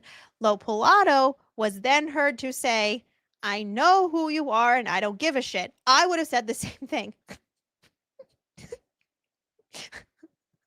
Townie cops. And then struck Officer Lank in the face. So Nix is saying that Lank said nothing. That all Lank said was, I'm an officer with the Canton Police Department, and LoPilato, being unhinged, said, I know who you are, I don't give a shit, and just punched him in the face. Seems like something's missing there, no? There's a little context missing there. This occurred in the presence of Marathis James, owner of Centerfields. Officer Lane and myself arrived at this time to observe LoPilato come to the assistance of his brother and charge at Officer Lank, also striking him. As I escorted LoPilato to my cruiser, he stated that he was aware that Lank is a police officer and he would hit him again if given the chance.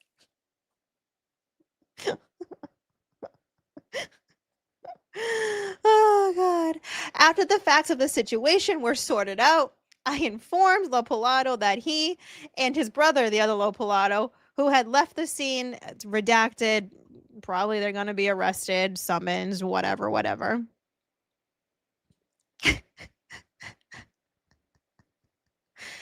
Oh boy, And we have another incident, my friends. We have another incident. This one occurring on February 6, 2003 at the Austin's Mobile in town. So this time it's at a gas station.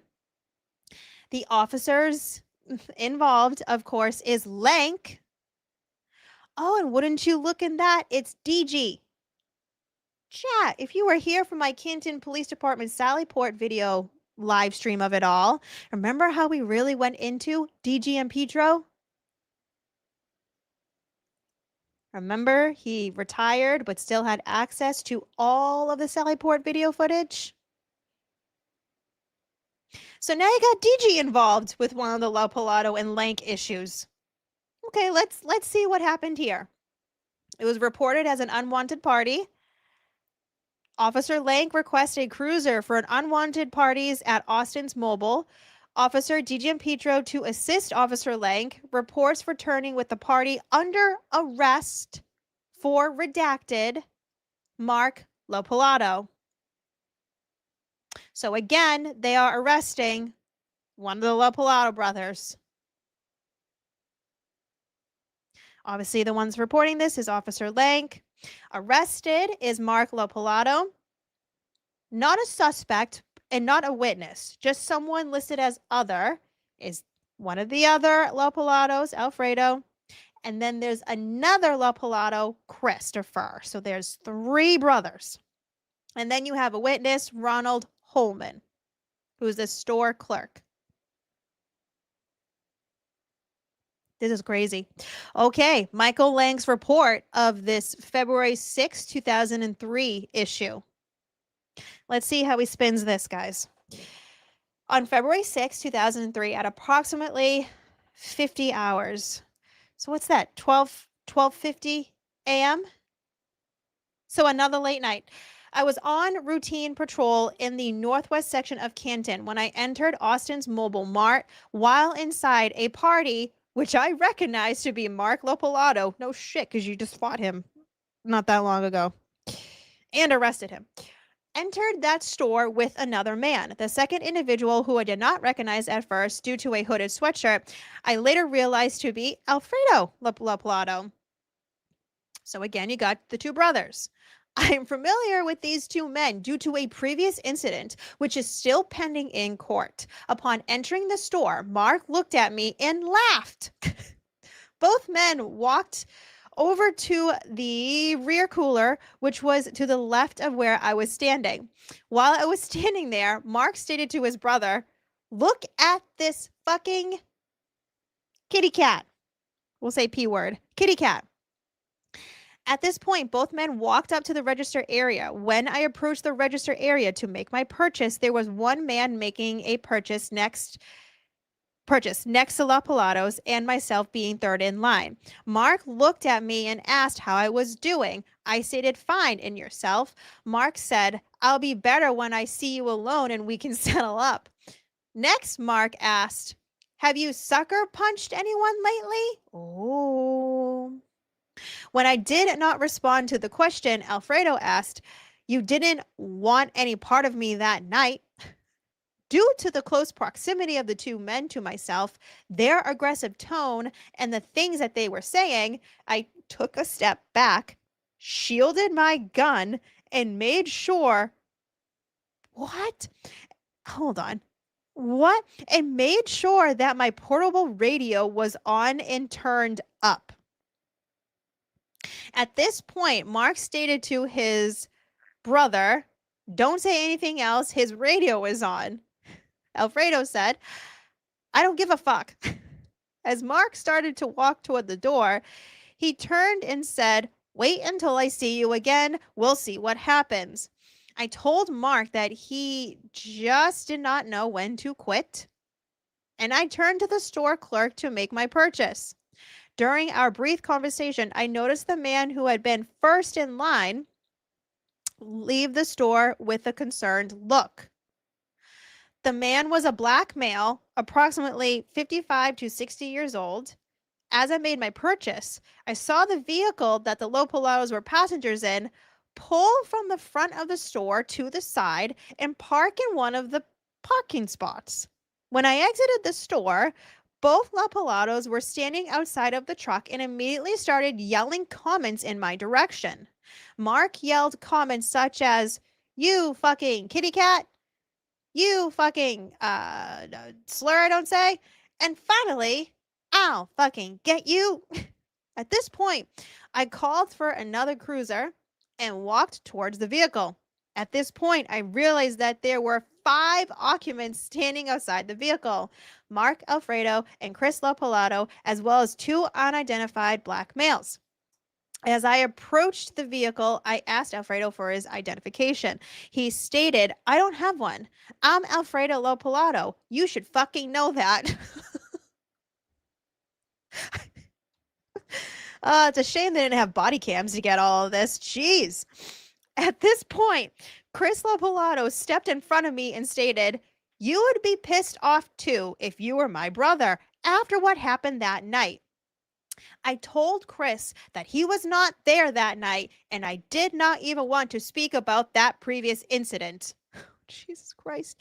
Chris repeatedly told his brother Mark to shut up as he was continuing to yell as I spoke with Chris. Chris stated to Mark, "Do you want to get arrested?" At which point Alfredo said, "Good, let them arrest you. That will look good for us. Fuck him." Oh my God. Oh my God. I'm glad you guys are all here. 1.5 in my live stream. Make sure you've hit that like button. Hopefully Nightbot is still not harassing you guys. So after one of the LoPilatos goes, "Good, let them arrest you. That will look good for us. Fuck him." As I was trying to ascertain information from Alfredo and Mark, Officer DGM Petro arrived at the scene. When I attempted to walk toward Mark, Chris stepped in my way. I told Chris that he needed to get out of my way or he will be getting arrested along with his brother. Ooh, big bad Lank. Big bad Lank. At this point, officers Lehan and Bronca also arrived at the scene to assist. When Chris was removed from the area, okay, so they arrested Chris LoPilato. I took Mark LoPilato from the vehicle, searched him for weapons, handcuffed him, and placed him in the back of my patrol car. So again, they're arresting them. When I returned to the scene, I informed Officer DGM Petro that the 2 unidentified black males, Chris and Alfredo LoPilato, were also free to go as Mark was under arrest. Everyone at the scene was searched for weapons as the Mobile Mart has been involved in several arrests and altercations in the past. So Lank used the excuse that this Mobile Mart, this gas station, had previous issues, which meant that they could just willy-nilly search all of them. Chat, I don't know about you all, but that doesn't seem right. Something seems off there. Because this is crazy. And Emily says, "As you appreciate the level of detail in this report, keep in mind, Lank's report from January 29, 2022 is 2 pages plus 1 paragraph and his longest of anyone's." Lank finishes this report from the LoPilatos. Oops. Next, I went back into the Mobile Mart to speak with the store attendant. Upon speaking with the clerk, Ron Holman, he stated that he heard Mark LoPilato say, "Wait until I see you again." So the store clerk didn't hear anything else that Lank says LoPilato said. Just wait until I see you again. As LoPilato was walking out of the store. Next, Mark was placed into Officer Lehan's cruiser and transported back to Canton Police Station for booking procedures by Sergeant Dreenan. Dreenan. Well, my friends, can you guess what happens next? So you have Lank victimizing himself. You have Chris Albert victimizing himself.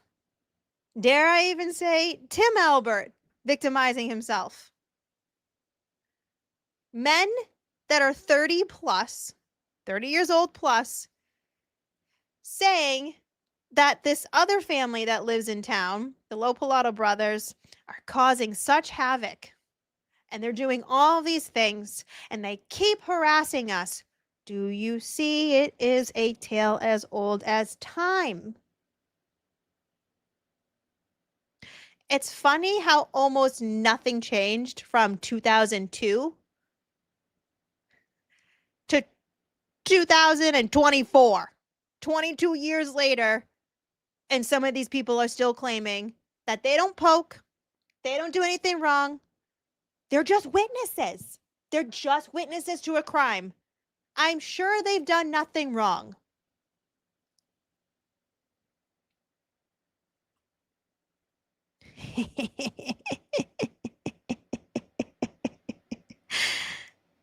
Oh boy, guys. Oh boy, guys. Romy said she's hiding. Don't be hiding, Romy. You stay here. Let me see. Thing froze. Sarah sent a flower. Thank you so much. Share Bear is jamming out.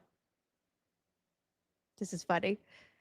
Hummer Rock Insider sent a sun balloon. Thank you for the sunshine. And also Weird Debbie sent a cold coin. Well, guys, it does not end there. Because isn't this interesting that the LoPilatos were like, cool, fuck around and find out. Why don't you fuck around and find out? What is in front of me right now, if you're watching more of a podcast version of this live stream? The LoPilato brothers, specifically Mark and Alfredo, who obviously have been dealing with the arrests and Lank and two of the Alberts, per these reports, filed a lawsuit against Officer Michael Lank, Officer Glenn Nix, Officer Arrow, I think I say that right, Lane, Canton Police Chief Peter Bright, who was the police chief at that point in time, and also just the town of Canton. Crazy. Oh, Nightbot is still acting up. Sorry, chat. So this lawsuit that was attached to the DA's report is the amended complaint. If you guys have been here with the whole Karen Reed civil cases, usually this is what happens. An initial complaint lawsuit is filed, and then there's usually an amended complaint after that. So the LoPilatos at this point had already filed the original lawsuit. This is some changes that they have done to their lawsuit. Introduction. This is an action for money damages on behalf of plaintiffs Mark LoPilato and Alfredo LoPilato, arising out of the violation of their constitutional rights by Officer Michael Lank, Glenn Nix, Arrow Lane, Peter Bright of the Canton Police Department. Plaintiffs also allege that the town of Canton had a custom and policy of deliberate indifference to the rights of its citizens that resulted in the violation of plaintiffs' constitutional rights. Obviously, this is in Canton, Norfolk County. Okay, Peter Bright was the police chief. We know who Lank is, and then Lane and Nix. Here are the facts of the case. On August 31st, 2022, at approximately 12:45 a.m., Mark LoPilato was sitting in a friend's car in a wow, that was very Bostonian of me, in a parking lot outside the Golden China restaurant in Canton. Jesus Christ. Earlier that evening, Mark LoPilato had been in a verbal dispute with several individuals, including an individual by the name of Tim Albert. So they were at Centerfields. There was a fight, specifically between Mark LoPilato and Tim Albert. From what we know now, Tim Albert stayed at the bar and Mark LoPilato left. Tim Albert's older brother, Chris Albert, is a childhood friend of defendant Lank. That's a fact. Chris and Tim Albert had been drinking that evening at Centerfield's bar in Canton. Defendant Lank was drinking at Centerfield's that evening as well. Well, chat, Lank did not say that in his report now, did he? Chris and Tim were drinking with Lank that night at Centerfield's.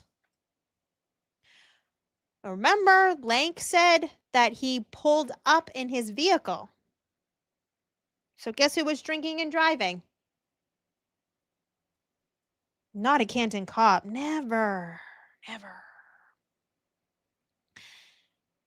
While sitting in the car, Mark LoPilato noticed a group of several men leave Centerfield's bar and approach the car.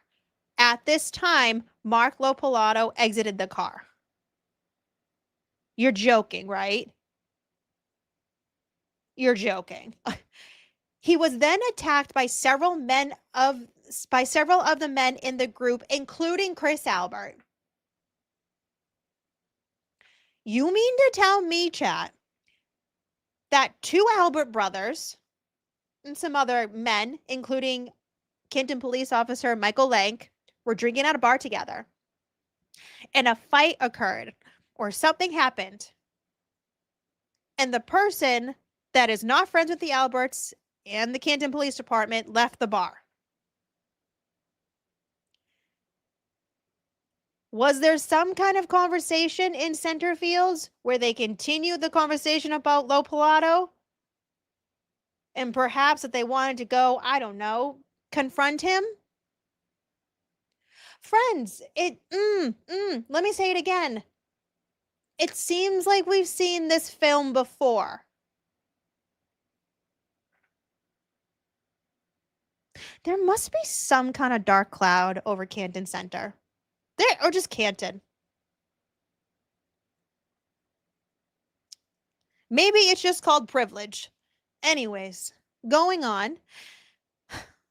After this attack, Mark LoPilato called his brother Alfredo LoPilato and informed him that he had been physically assaulted by a group of men. Plaintiff Alfredo LoPilato left his girlfriend's house where he had been sleeping and came to the parking lot out of concern for his brother's well-being. When Alfredo LoPilato arrived, he noticed Chris Albert, Tim Albert's brother.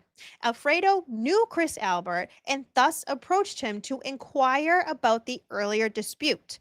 Hey, what's up? I heard you're fighting my brother. What's going on? At this time, defendant Lank came from the area in front of Centerfield's bar. He was swaying as he walked. Oh.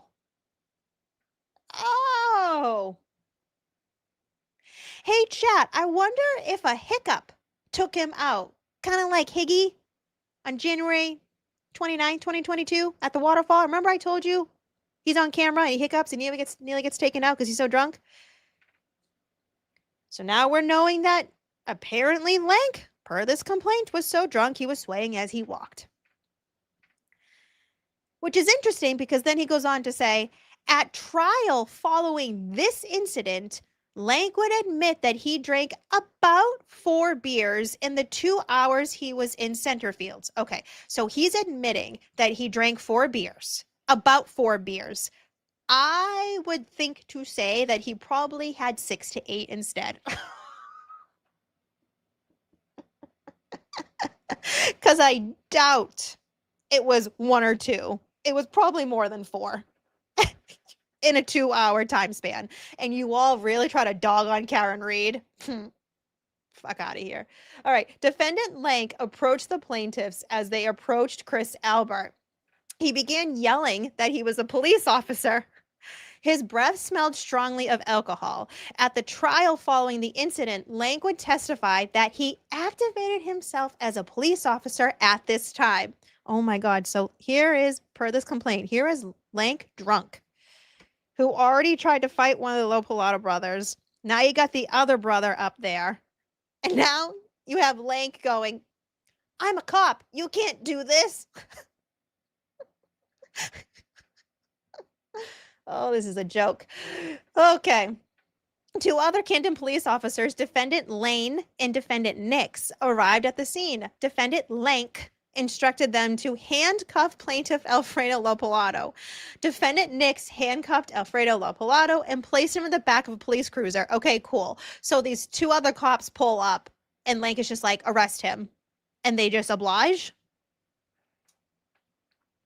While the other officers were placing Alfredo LoPilato in the police cruiser, Defendant Lank approached Mark LoPilato, pushed him backwards, and then punched him with the closed fist on the side of his face.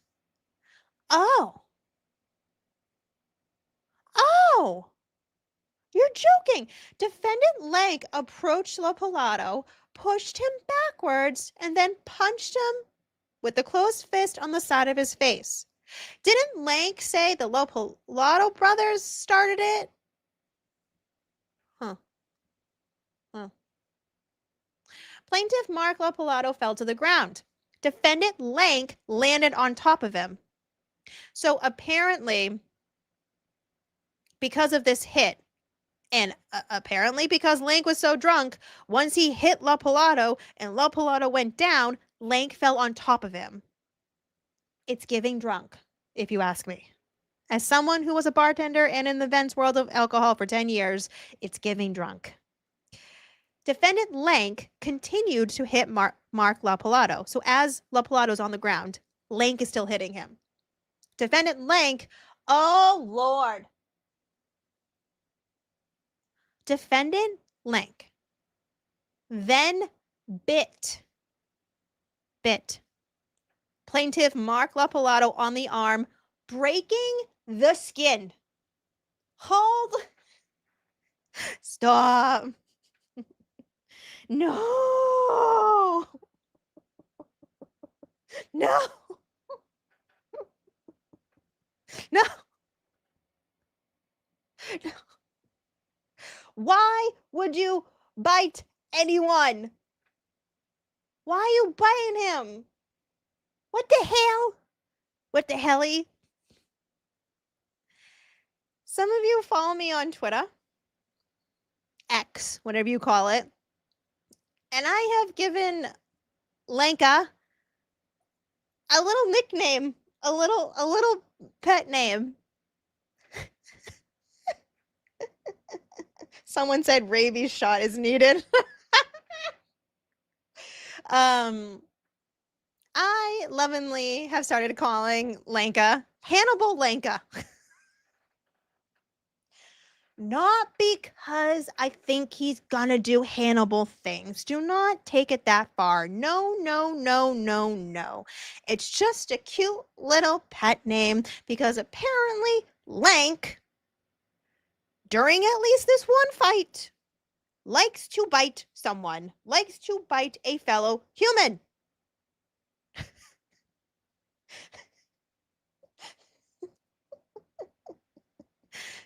Oh, Hannibal Lanka. Oh, friends. Man, and to think that none of this would have came out if they just actually would have investigated the murder of John O'Keefe. Okay. Well, continuing on, you have Mark LoPilato on the ground after being punched by Lank. Lank fell on top of him, continued to punch LoPilato, and then bite him, which broke LoPilato's skin. Then Defendant Lane pulled Defendant Lank off of Mark LoPilato. He did not ask LoPilato for any identified information. He simply told him to leave. Oh, so that's the reason why Mark LoPilato was able to leave. Oh, context, friends, context.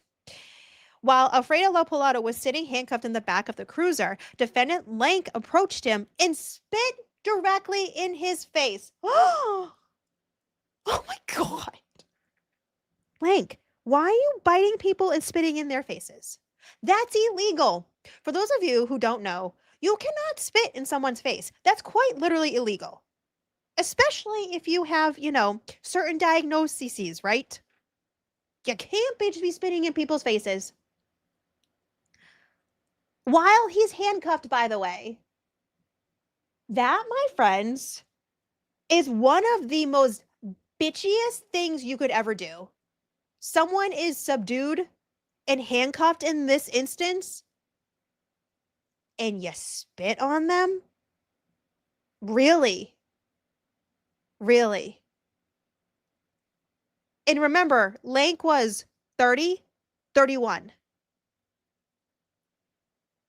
We're not talking about 16, 17, 18. We're talking about 30 and 31.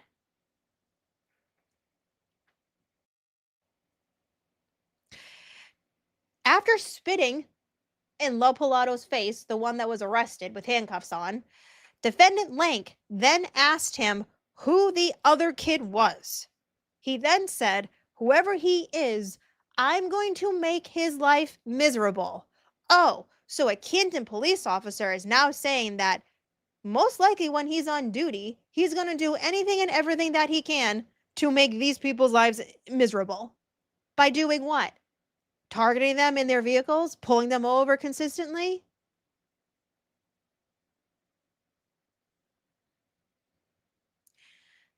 Defendant Lank's speech was slurred and his breath smelled of alcohol.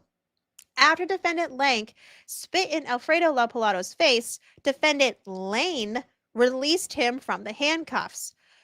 LoPilato asked, "Did you see him spit in my face?" Defendant Lane responded, "Just get in your car and leave."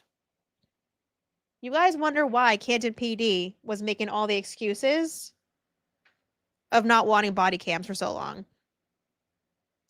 Chief Helena Rafferty wanted to get a new kitchen before body cameras. Defendant Lank drove away after the incident despite his obvious intoxication.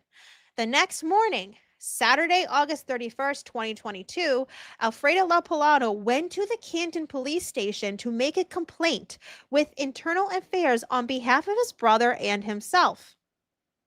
We didn't get a report on that. He was sent away and told that he would have to come back on the following Tuesday, September 3rd, 2002, if he wanted to make a complaint. Any officer can make a report, by the way, my friends. If you go into a police station, even if it's stupid, demand them to make a report. Alfredo asked Mark if he could go to the police station on that date, as Alfredo would be working.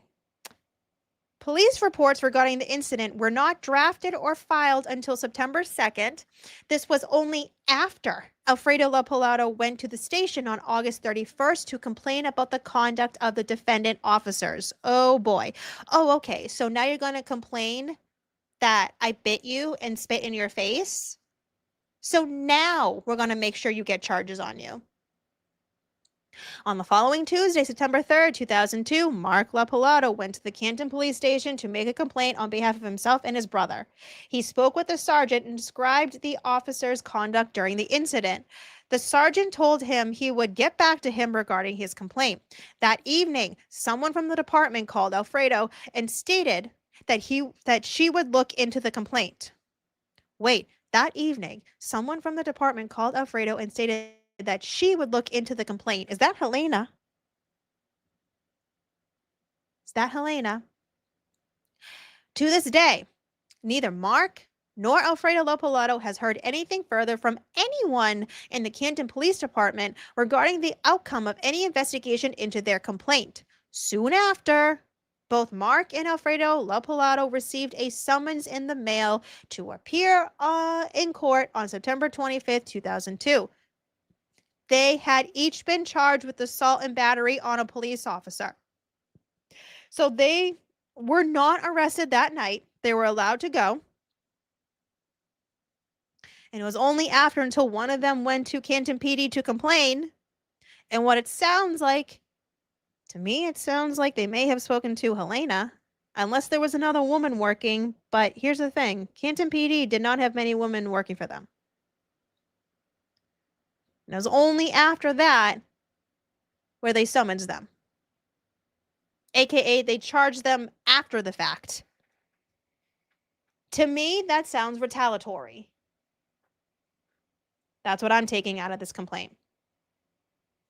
On the evening of February 6th, 2003. So this happened. So that incident was what? The end of August, September, October, November, December, January. A little over 5 months later. Okay. Just for time frames, you guys understand, because when we get into other years, people get confused and they think it's like so much longer. It's not.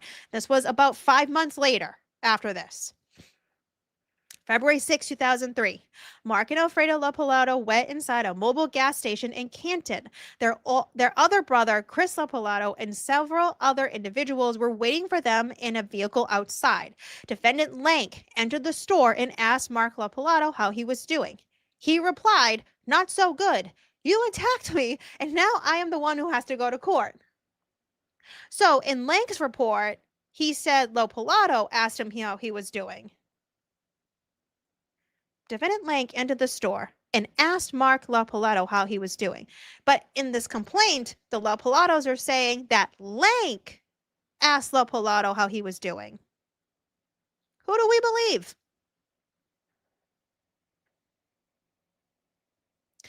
I mean, if you're going to activate yourself as a police officer and not put in the report that you were drinking with the Alberts beforehand and all this fighting happening, I don't trust you.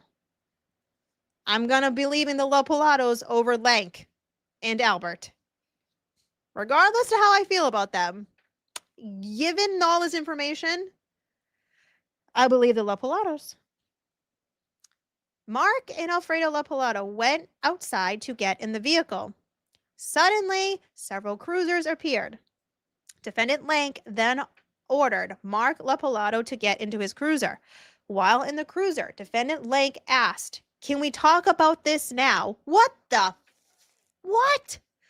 When Mark LoPilato did not reply, Defendant Lank placed him under arrest and instructed another officer to take him to the police station. Why? Because he didn't want to talk to you? You put him in the cruiser, using your badge as a weapon. I can't. LoPilato was booked and held at the police station for what? Not wanting to talk to you? He was released at 3 a.m. and arraigned the next morning on the following charges. Shut up. Threatening, disorderly conduct, and intimidation. On October 23rd, 2003, after a 3-day jury trial, Mark and Alfredo LoPilato were found not guilty of all the charges arising out of the August 31st, 2002 incident. Huh. Yeah. Corey and Kyle, I don't know if you're here, but I think we may need to request some transcripts. I think so. All of the charges arising out of the February 6, 2003 incident were dismissed at the arraignment the same morning. Shut up, shut up, shut up. So they were found not guilty from the August 31st incident. And then the day after they were charged on February 6th, that same day at the arraignment, those charges were dismissed. AKA, Lank looks like a fool. The assistant district attorney who handled the matters apologized to Mark LoPilato and stated that after the October trial, he realized that defendant Lank was, quote, a liar. Ha ha ha ha ha ha ha.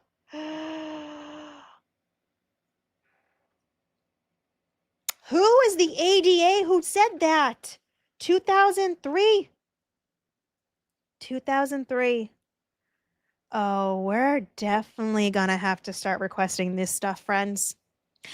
Okay, as a result of the defendant's conduct, Mark LoPilato suffered physical injuries, humiliation, embarrassment, and emotional distress.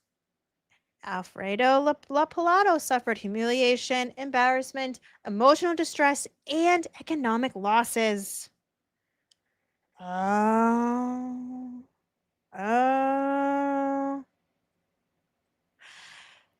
So what are they saying? The counts violated plaintiff's rights, excessive force, unlawful seizure, free speech, petitioning the government. Let me see. We've also got.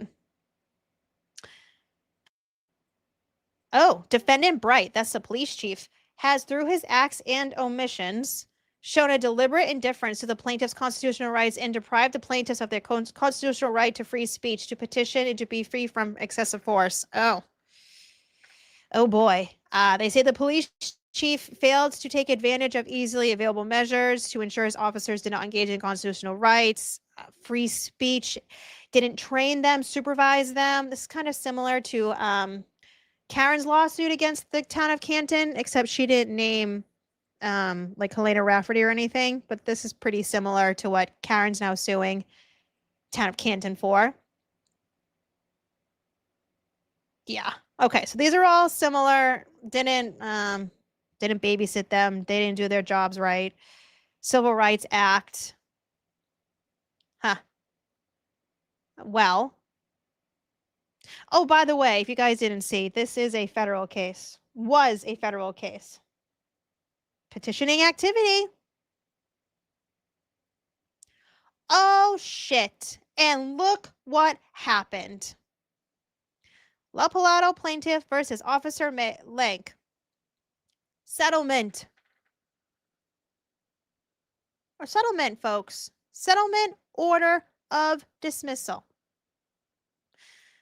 The court having been advised on November 21st, 2007, that the above entitled action has been settled.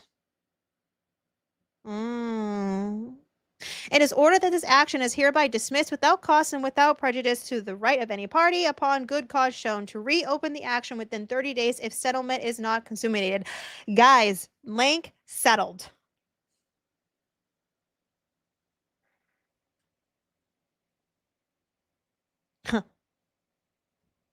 Huh. What's this?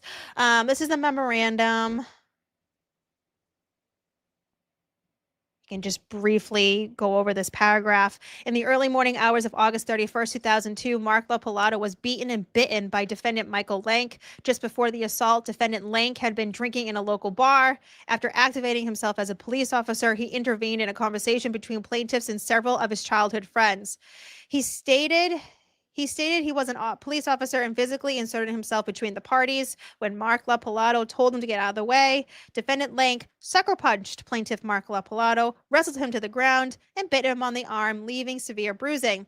Defendant officers Lane and Nix were present. Defendant Nix handcuffed Alfredo LoPilato at defendant Lank's request and placed him in the back of a police cruiser. Defendant Nix and Lane pulled defendant Lank away from Mark LoPilato. When Mark LoPilato asked defendant officer Lane if he saw what just happened, defendant Lane stated, "Get the fuck out of here before I arrest you." Oh! It just gets worse. Following the officer's orders, Mark LoPilato left. He had sustained a black eye and bruising. His arm was wounded with a deep bite mark. Defendant Lank then approached the police cruiser where Alfredo LoPilato was being held and asked, "Who's your buddy?" Then Lank stated, "I'm going to make your life miserable," and spit in Alfredo LoPilato's face. After approximately 45 minutes, Alfredo LoPilato was released. The next day, Alfredo LoPilato went to the police station to make a complaint against the officers. He asked to speak with lieutenant or captain and was told to come back on Monday. He left his phone number. On the following Monday, Mark LoPilato went to the station to make a complaint because he didn't get a phone call, so he had to go back in person. He spoke with the sergeant, showed him his bite mark, and described the officer's conduct during the incident. The sergeant told him he would get back to him regarding the complaint. On the following Tuesday, Alfredo called the department and made another verbal complaint and stated he wanted to come in and speak with someone. The officer with whom he spoke stated that she would look into it and get back to him. That evening, someone from the department called Alfredo and stated that she would look into the complaint. To this day, neither Mark nor Alfredo LoPilato has heard anything further from anyone in the Canton Police Department regarding an investigation into their complaints. Instead, several days after making the complaint, both Mark and Alfredo received a summons to appear in Stoughton District Court on charges of assault and battery of a police officer. Holy crap. Oh my God. On the evening of February 6, 2003, while the charges arising out of the August 31st, 2002 incident were pending, Mark and Alfredo LoPilato went inside a mobile gas station in Canton. Their other brother, Chris LoPilato, and several other individuals were waiting for them in a vehicle outside. Defendant Lank entered the store and asked Mark LoPilato how he was doing. He replied, "Not so good. You attacked me, and now I'm the one who has to go to court." Mark and Alfredo LoPilato went outside to get in the vehicle. Defendant Lank then ordered Mark LoPilato to get into his cruiser. While in the cruiser, defendant Lank asked, "Can we talk about this now?" When Mark LoPilato did not reply, defendant Lank placed him under arrest and instructed another officer to take him to the police station. LoPilato was booked and held at the police station. He was released at 3 a.m. and arraigned the next morning on charges of threatening, disorderly conduct, and intimidation. And finally, on October 23, 2003, after a 3-day jury trial, Mark and Alfredo LoPilato were found not guilty of all the charges arising out of the August 31, 2002 incident. All of the charges arising out of the February 6, 2003 incident were dismissed. Since the incident, the LoPilatos have been pulled over repeatedly for motor vehicle citations in Canton. Oh boy. Oh boy. Wow. Wow. They did get more information of what Lank was doing too. Ooh, Scott just said Lank was actually promoted twice since this LoPilato stuff, to sergeant, then to lieutenant after the O'Keefe death. Wow.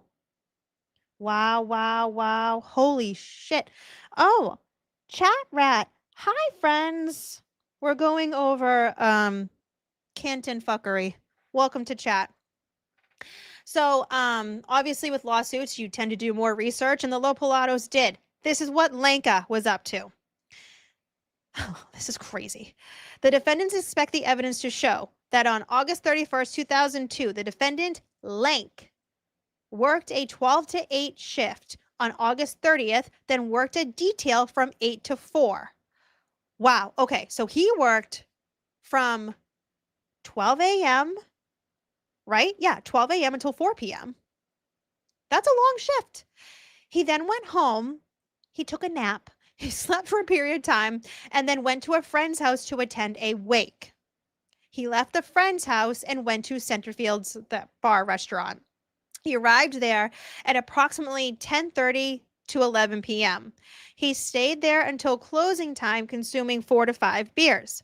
While leaving the restaurant, he was asked by the owner, Jim Moranthus. See, I knew I told you, chat, all of the time with these police reports and also trying to get public records requests, they will, in my opinion, purposely misspell names, not spell out names all of the way, not do proper addresses, just like we saw on the initial reports with the John O'Keefe investigation from Canton PD. We saw that here in Lank's reports from 2002 when he spelled Moranthus's last name wrong. I knew that last name was wrong. I knew it. So while leaving the restaurant, Lank, he was asked by the owner, Jim Moranthus, to drive another patron home. He got into his truck and was about to leave when Chris Albert approached him. Mr. Albert, with his wife, who was his fiance, Julie, indicated that he had just got into a fight with Mark LoPilato and Mark had made threats against him. Lank observed Mr. Albert's hand to be swollen.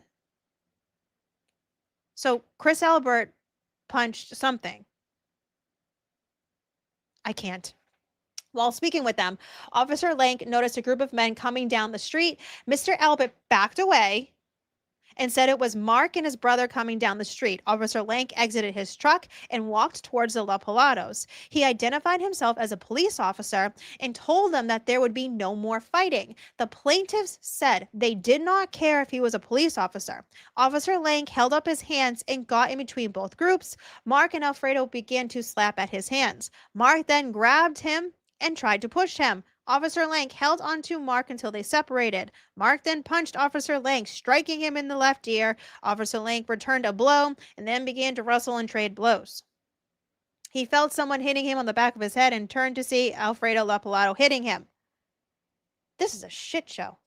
At some point, the defendants, Nix and Lane, arrived and the groups were separated. Do you guys see how the different stories, they have similarities, but then there's key instances like, I don't know, biting and spitting that Lank did to LoPilato's is not included?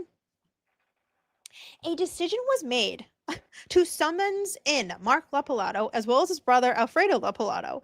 Officer Lank contacted his supervisor that night, who informed him that he could write his report when he returned the next day, 2 days later. Officer Lank later completed his report and had the plaintiff summoned into court. For assault and battery charges, a clerk's hearing was held and a complaint was issued.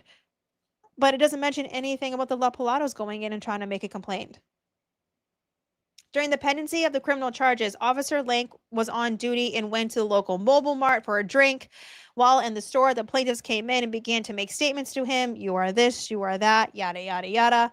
Officer Lank initially brushed their comments off and left the store. While in the parking lot, Mark LoPilato threatened him further. Officer Lank called for backup and placed Mark under arrest and charged him with disorderly conduct and intimidation of a witness. Mark was transported to the station by another officer. I'm sorry, but if my town's cop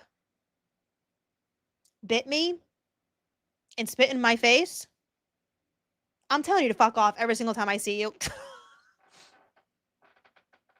and I'm calling you Hannibal Lanka in your face. Oh, God. It goes on to say, Mr. Maranthus was the owner of Centerfields. He testified during the criminal trial that earlier in the evening, around 9 o'clock, there was an altercation between the plaintiff, Mark LoPilato, and Tim Albert. He called the police because Mark refused to leave the premises. That's not what the Lank's report says. Lank's report says that everyone got kicked out, not just LoPilato. God, they're messy. He called the police because Mark refused to leave the premises. The police arrived and the dispute was cleared up. He then testified that around 12:30 a.m., he was outside his establishment talking with Officer Lank. He requested that Officer Lank drive another patron home because the patron had too much to drink. Who was that patron? Why doesn't it name the patron? Emily, we're going to have to remind Corey and Kyle to see if we can public records request this stuff. I am very, very, very interested to see these names. Okay. He testified that Lank did not appear intoxicated. At that point, he observed Tim Albert walk towards them and indicate that he was just in a fight with Mark LoPilato and that Mark had threatened to kill him. I'm sorry, but if anyone has been around Tim Albert, has seen videos of him, has heard stories about him, Tim Albert does not speak like that. That is not how this man speaks. In my opinion, from things that I have seen and heard, he would be much more aggressive. Maranthus testified that Lank told Tim Albert to go to the police station to file a complaint. He then observed a group of individuals walking towards them. Officer Lank exited his truck and walked towards the oncoming group. Meanwhile, he has the drunk patron still in his truck. The hell? He identified himself as a police officer and said there would be no more fighting. Maranthus indicated that the plaintiff, Mark LoPilato, said that he did not care if he was a cop and a fight ensued. He called 911 from his cell phone. He did observe Mark LoPilato fighting with Lank. Officers arrived and the fight was broken up. Notice how there's nothing about Lank biting or spitting. All right. Well, how interested. Oh, plaintiffs expected to testify. So all of the parties in the action, Mark Hanley, Steve Alessi, Anthony DeVito, Jim Daggett, Tim Albert, Brendan Albert. It's like all in the family. What the hell? James Young, Chris Albert, Peter Bassani, Chris DePietro, Officer Callery. We didn't hear about that officer. Chris LoPilato, Paul DiGianpietro, Teddy Lehan, Kenneth Drian, Julie Daniels, who's Julie Albert now. That's Colin's mother, for those of you who just popped in. James Moranthus, who's the owner of this bar. Mark wrote, I never pronounced this officer's last name right. Ronan. Jillian Daniels. Wait, so Jill was there too? What the hell? What do you mean Jill Daniels was there too? What? We are getting all in the family, guys. I'm telling you, it's all the same people. Brian Dolan, Raimundo Brandao, Omar Sylvester, Sonia Cambria, Kimberly Ritchie, Lieutenant Helena Findlin. Before she got married. Rafferty. Bob Nutt. I don't know who that is. Chief Kenny Berkowitz. Officer Sarif. I told you guys it's all of the same names. Officer O'Brien and Officer Eric Wade.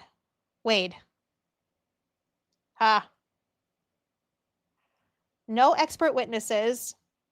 And their proposed exhibits. This is so interesting. Photographs of the scene. Photographs of the injuries to Mark LoPilato.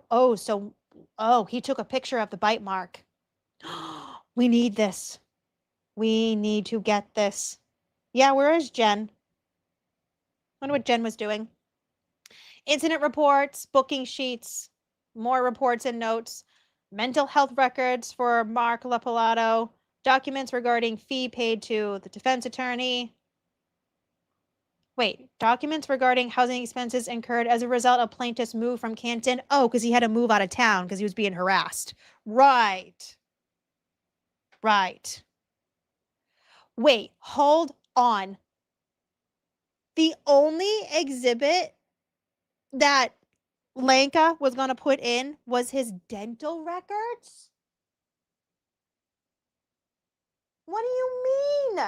Were they going to try to do a Chloe? They were... Wait. So, Lank bites one of LoPilato's, leaves a mark. LoPilato takes pictures of the damage. And in defense, Lank goes to his dentist and asks for dental records? Am I right by thinking that? They were pulling a Chloe. Were they going to try to get Lank's mold too, like they did Chloe? And try to match up Lank's teeth to LoPilato's injury? This has to be a fucking joke. This is... Shut up. For those of you on replay crew, I love you so much. Hopefully nothing happens with my live stream. My chat right now is so funny.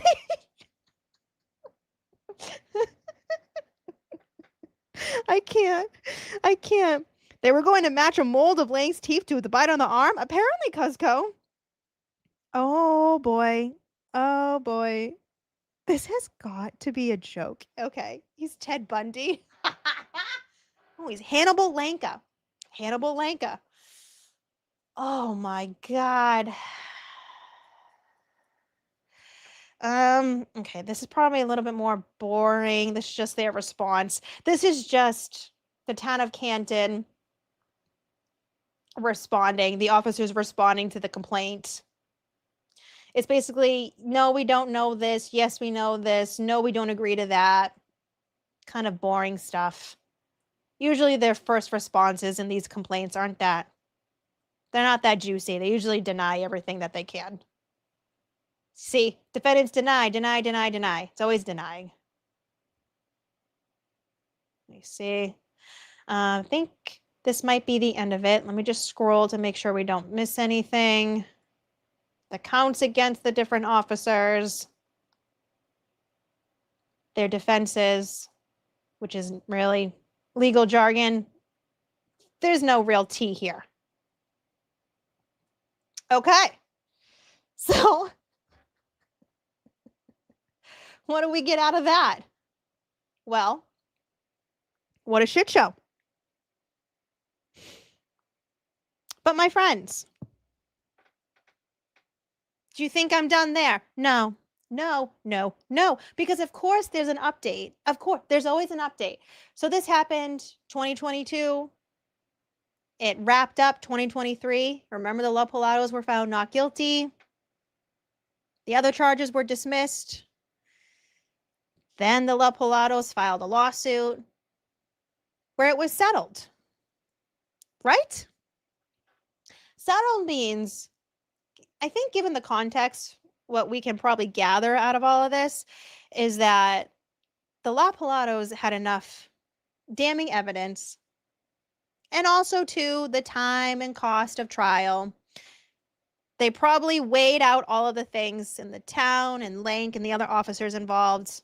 Probably just like, it's going to be easier and cheaper just to settle and let it be done.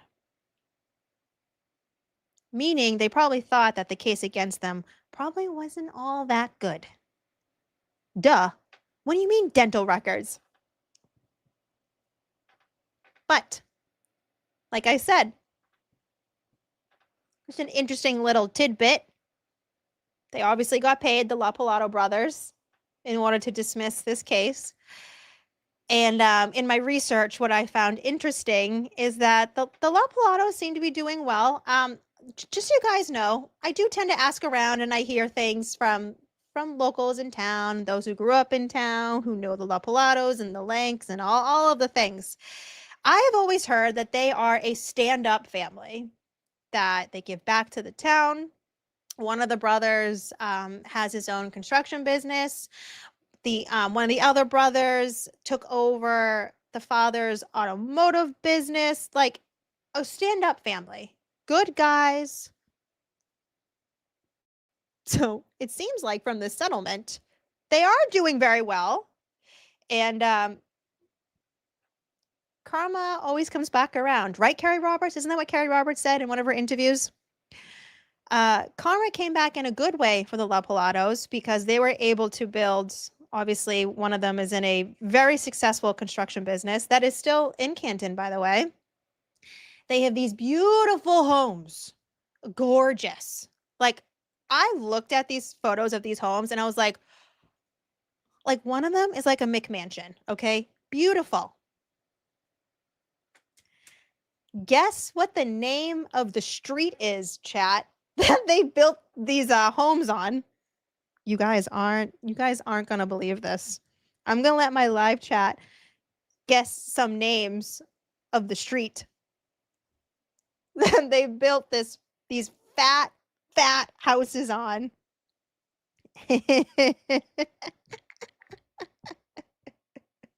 Oh my God, no, Kevin said Lank's Way. Not Lanks, not Lanks. Yes, yes, yes. Yep. Albert. Albert. Albert. Albert. You can't make this up. You can't make this up. They went through all of that shit, all of the years of being poked and harassed and frankly, what seems like retaliated on and dealt with all of the things. And now here they are living in these huge homes in town on Albert Street.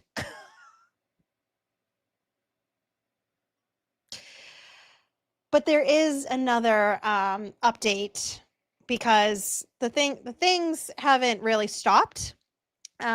We obviously know the players that were involved. Obviously, Lank was a major one, as well as Tim Albert and Chris Albert, per these reports and per the complaint. It doesn't end there because this was in the fall of 2024. So now we're flash forwarding. Remember, this started in 2022. Flash forwarding 22 years now. You think it'd be water under the bridge. Lank knows he screwed up. He settled. Town settled. It should be done. That settled in 2007. Well, apparently people in town still don't like the LoPilatos. Even though, in this case, they didn't really do anything wrong. Charges were dropped. They were found not guilty. So, in the town center of Canton, they always do, it's like this charity thing where businesses and families local in town can purchase or like I guess you call it like rent like a light post, and they're able to put up like cute scarecrows. They can have the business name on it, or if it's another charity or something, but it really is for charity. Okay, so yes, it is a way to promote your business, but it's also a way to give back to the community. And the LoPilatos consistently rent like one of these light posts in town. And so what they do is they put it up and they make it this like cute scarecrow. They add pumpkins because in town they also have, it's wicked cute. They have a bunch of like the kids come out and the families, and they'll have like a Halloween parade. So they'll shut down Washington Street, which is where all the bars are. I'm sure you guys know CF McCarthy's, Waterfall, whatever. That's literally Canton Center. And they have this cute parade. But in 2024, something happened. I wonder who did this. Oh boy, I made myself too big. Oh, I did it again. Oops, I did it again. Here we go. Okay. So this was September of 2024. And like I said, this is for charity. And it's right on the corner of the town. It's the corner of, what's it called? Right across the street, diagonal from the Canton Library, Town Hall. We are familiar with those areas because obviously of the video footage from the evening of Karen Reed and John O'Keefe, the 28th into the 29th, January 2022. So this is at right one of the corners. The LoPilatos, who, like I said, have their own construction company, did put this up on their construction businesses Facebook post. And what they said, I think it's September 19th, 2024. LoPilato Construction Corporation says, this morning we received a call that our scarecrow had blown over with the wind. The caller said they didn't have time to stop, but wanted to let us know because they enjoyed seeing as they drove by each day. So this caller called up the LoPilatos and said it may have been damaged by the wind. Before driving our 3 boys to school, we stopped to check on our display. As we pulled up, we saw that someone deliberately destroyed our scarecrow. Our 3 boys proudly picked out each scarecrow and decorated this, and we would drive by daily to check on it. To say they are devastated is an understatement. We have contacted police and are hopeful they will work with us to hold the person or persons accountable who destroyed this. Who was police chief September of 2024? Helena Rafferty. Helena Rafferty, who was supposed to be a witness in the lawsuit that the LoPilato brothers filed against the town, Lank, and all the other ones. Do you guys think Rafferty gave one F about this? They finished their statement with, the caller who called the LoPilatos offered to rebuild the display for us. We will teach our boys that there is good in the world. Do better. And this is a close-up of their charity scarecrow. Like I said, this is always based on charity.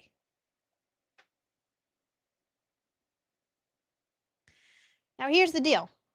We also had someone that was able to actually go by when this happened.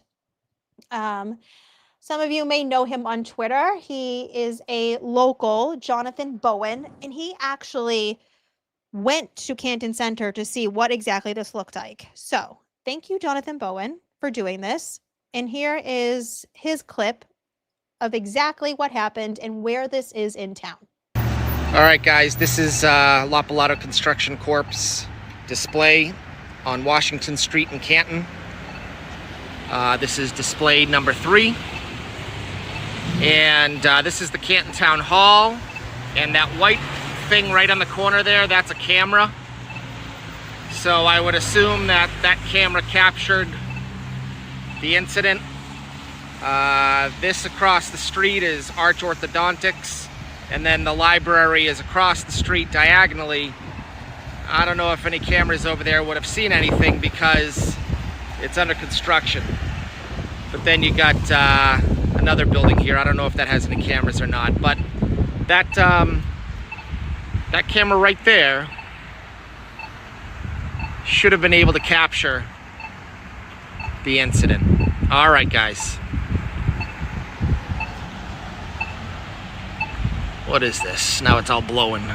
Canton Care. Let's look at this. Maryland and Company, Canton Care, display number 3. Okay. All right. All right, guys. No, he's a headless scarecrow now. What a shame.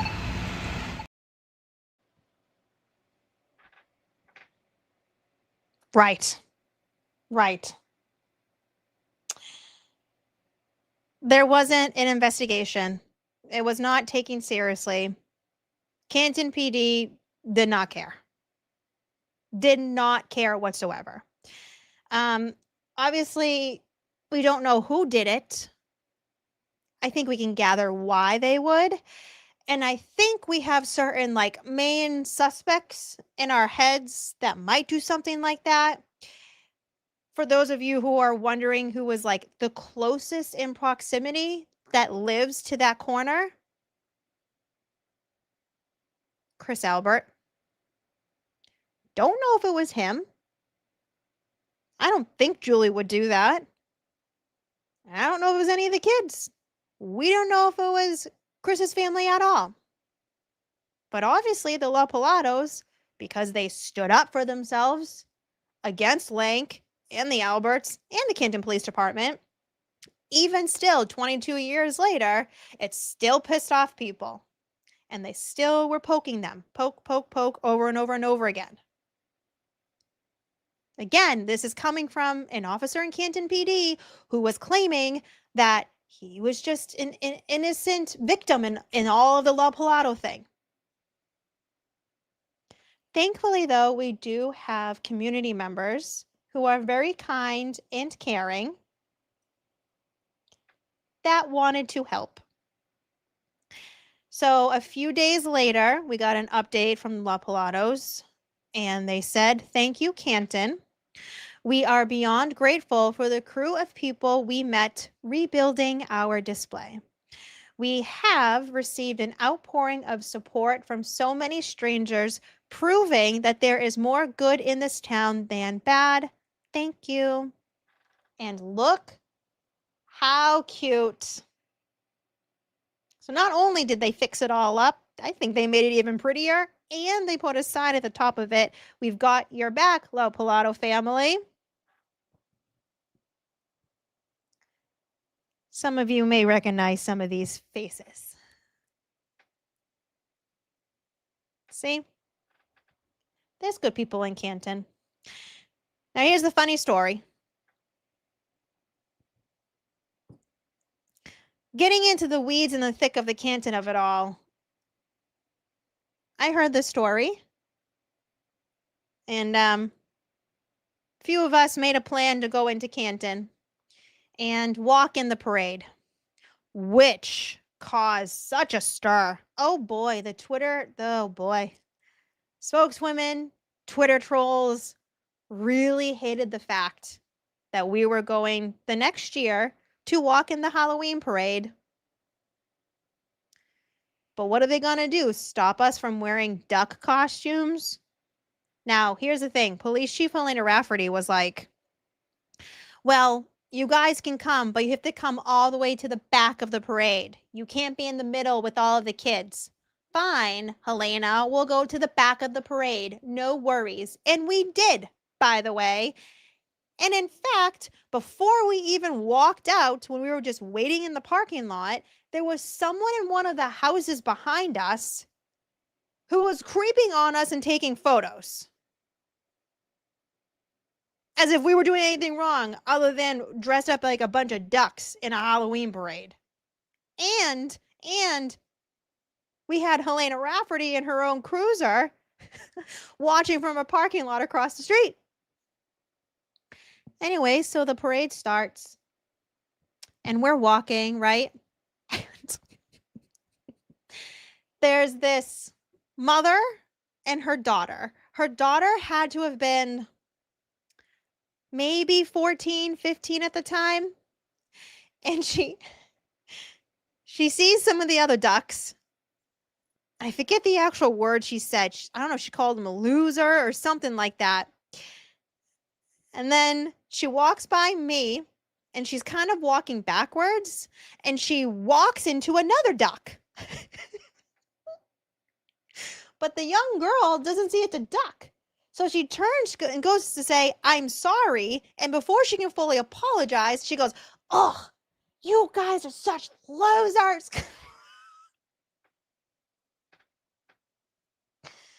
Anywho, long story short, we're walking down Washington Street. I've got bubbles. The kids love us.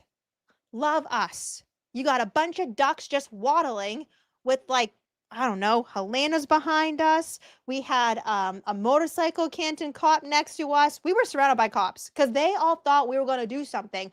We just wanted to walk in the parade with ducks. That's all we wanted to do. Like I said, the kids loved us. I gave out bubbles. We had quackers. No, legit, like the quackers. You know when you do the Boston Duck tours, you got the quacker? One of those. I would dare to say we were a Canton town favorite. Besides, you know, a select small portion of the town.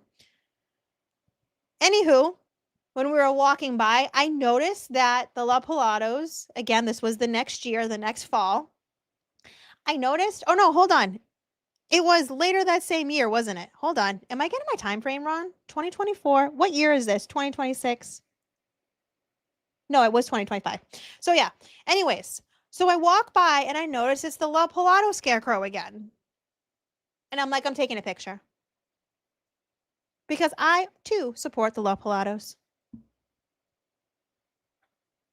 I don't support the ongoing harassment, frankly, of anyone. But again, I bring to you all another example. Yet another example. This happening before John O'Keefe's investigation. This happened before Aidan Carney got involved in the John O'Keefe Karen Reed investigation of it all.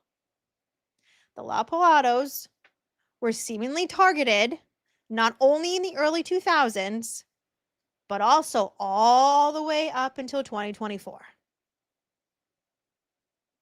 And we might start wondering, I wonder why and who and what names keep coming up and up and up and up again that claim they are victims, when in reality, they may be the ones who are doing these actions against others for whatever reason. Wow, we learned a lot today, didn't we, chat? Oh my God, we learned so much today. We learned so much. Holy crap. Let me say thank you to Nate Taylor. Imagine if John O'Keefe investigation had this much detail. Can you imagine? Lank was so thorough. Well, thorough when it comes to him being a victim in all of this, and the LoPilato of it all. Put down all the details that would make him look like a victim, but couldn't give that same time to John O'Keefe, a fellow officer in town. An officer that the town knew quite well, especially other officers in town. It didn't matter if you were another Boston police officer, if you were in Canton Police Department, didn't matter. John O'Keefe was known because of the trauma that his family had endured. Through the death of his sister, his best friend in between that, can't forget about that, another Boston police officer, Pat Rogers. And then obviously his brother-in-law. And then he obviously adopted the kids, changed his life around. Kevin Albert was someone that was not only knowing of John O'Keefe via the text messages that we got from another public records request, but also he helps do a fundraiser for the kids. One of these fundraisers being at a CrossFit gym that was owned by a former Canton cop that Proctor loved going to. He's in so many photographs, like on Instagram, from this old CrossFit gym. I can't. I cannot. I cannot. Oh, Nate Taylor, also a member for 1 month. These people will never grow up. So gross. Doesn't seem like it, does it? You got people in their 30s poking on 23-year-old and then arresting him. Jeannie sent some sunshine. Some sunshine. Thank you so much. Oh, Meatball Skinny Stain. Hello, my friend. Who is trying to teach him about gremlins? I just got here. I need to make a gremlin emoji.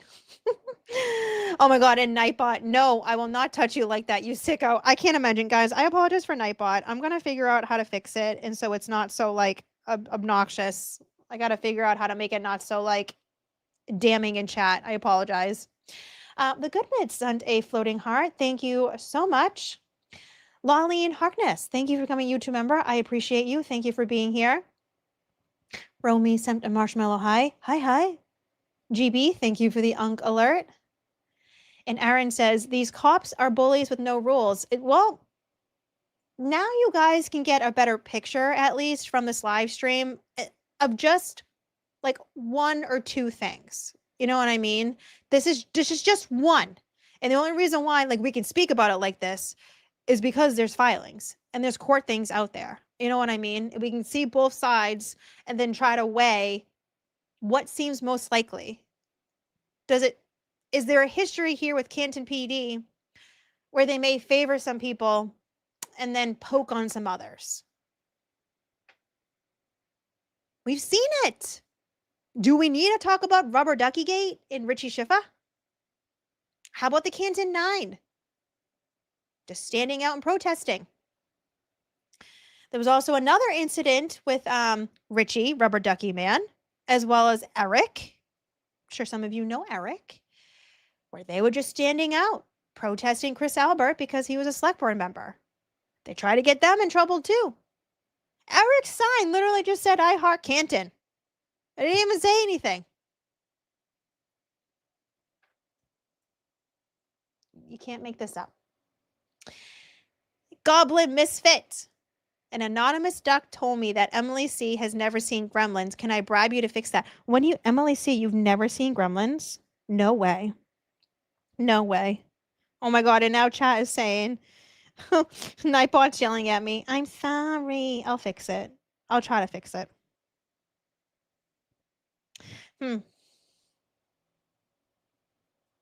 Well, friends, what do you mean you don't know how to watch movies? You can't watch Gremlins in front of children, though. You got to watch that on your own. So you can take what you want from this story that I did not pull out of my behind, that was received via the Norfolk County District Attorney's Office, because Lank, in his personal capacity of being an officer, was being called upon as a witness for trial 1, and that's what happens. You know, things come out when you are testifying in a criminal trial, also a civil trial.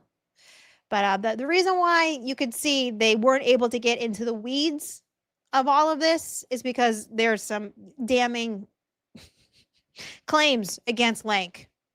Can you imagine if Alan Jackson, David and Eddie was able to get more into the fact of Lank biting and spitting on someone in town when he was allegedly drunk, had already gotten a fight earlier, and then what seemingly looks like on behalf of Tim and Chris Albert, then says, I'm working now. You're under arrest.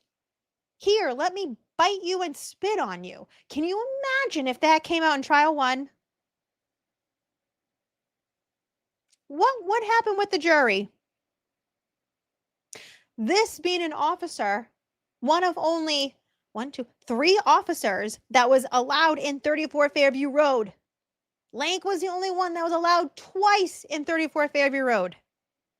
One for 20 minutes, one for 10 minutes. You all have to start thinking a little bit deeper. And that's why we're here, because we're going to get into the weeds, into the thick of all of it, because we're not going anywhere. We're not going anywhere. As a reminder to all my friends that are Norfolk County residents, that this is an interesting time. We have less than a month for the DA election, district attorney. If you are sitting here watching all of the things going on and wondering, oh, this has been going on a lot longer than we could ever imagine. Yeah. Guess who was the district attorney? Morrissey. Guess who was the chief trial counsel? Greg Conner. Greg Conner's now actually running for district attorney. And you know what I forgot to pull up? I forgot to bring up something. So if you guys can be patient for 1 second, I forgot to grab something for us. I have a final little bit of info. The only issue is that I have to figure out where it is in my system. 2 seconds, my friends. I know you're all like, what's going on?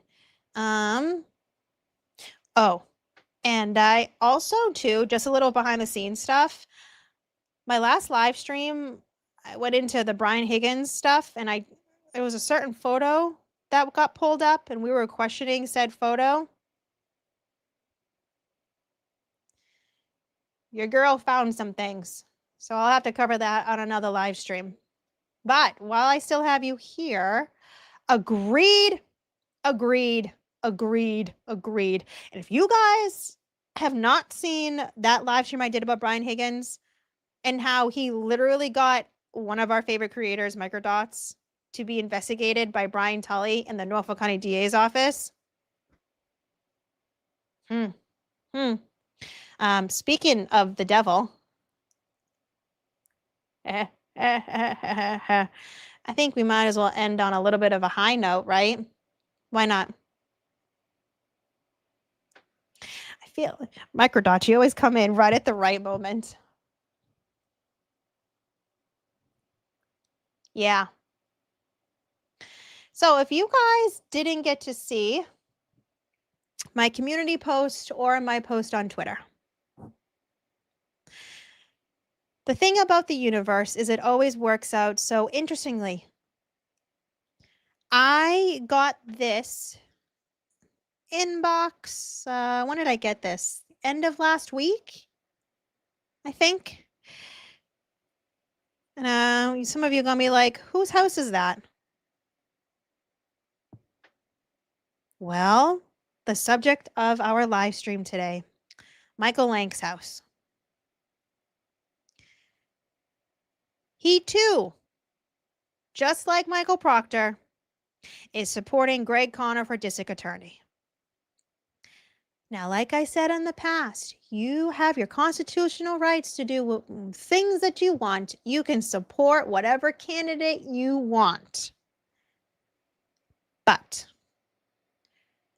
Norfolk County residents, I need you to start thinking of why someone like the Proctors, because Courtney Proctor put out this same sign on her front lawn. Why would Courtney, Michael, the Proctors in general support Greg Conner for district attorney? Like I said, the chief trial counsel, Michael Morrissey's right-hand man for over a decade. Why would the Proctors support Greg Conner for district attorney? And now, too, why would Canton Police Department Lieutenant Michael Lank also be supporting Greg Conner? I can't tell you the reasons why. Can we speculate, given the investigations and things that have happened specifically in Canton? Of course we can. Of course we can. Think of the allegations against Proctor and the messages we saw. Think about the lawsuit I just read to you about Lank. Why would these two officers and or their families support Greg Connor? Someone that literally was helping out all these ADAs. That's who Greg Connor was. He wasn't hands off. He started off his campaign saying that he was hands off. He, quote unquote, barely did anything in these investigations. And then a public records request came out showing that Greg Connor, not only did we see him for pre-trial 1 and during trial for first Karen Reed trial, but the amount of emails after the first trial that Greg Connor was on or in is in the thousands. So even if he wasn't, quote unquote, that involved in the beginning stages of the Karen Reed case and the John O'Keefe investigation, the number of emails that he was included in and or on or writing in shows us that he was very involved in the second Karen Reed trial. And we all saw what happened with that. Millions of taxpayer dollars down the motherfucking drain. You can partially blame Greg Connor for that. So that's what I wanted to end on, because I knew I had something else, because these never, ever, ever go as short as I want to.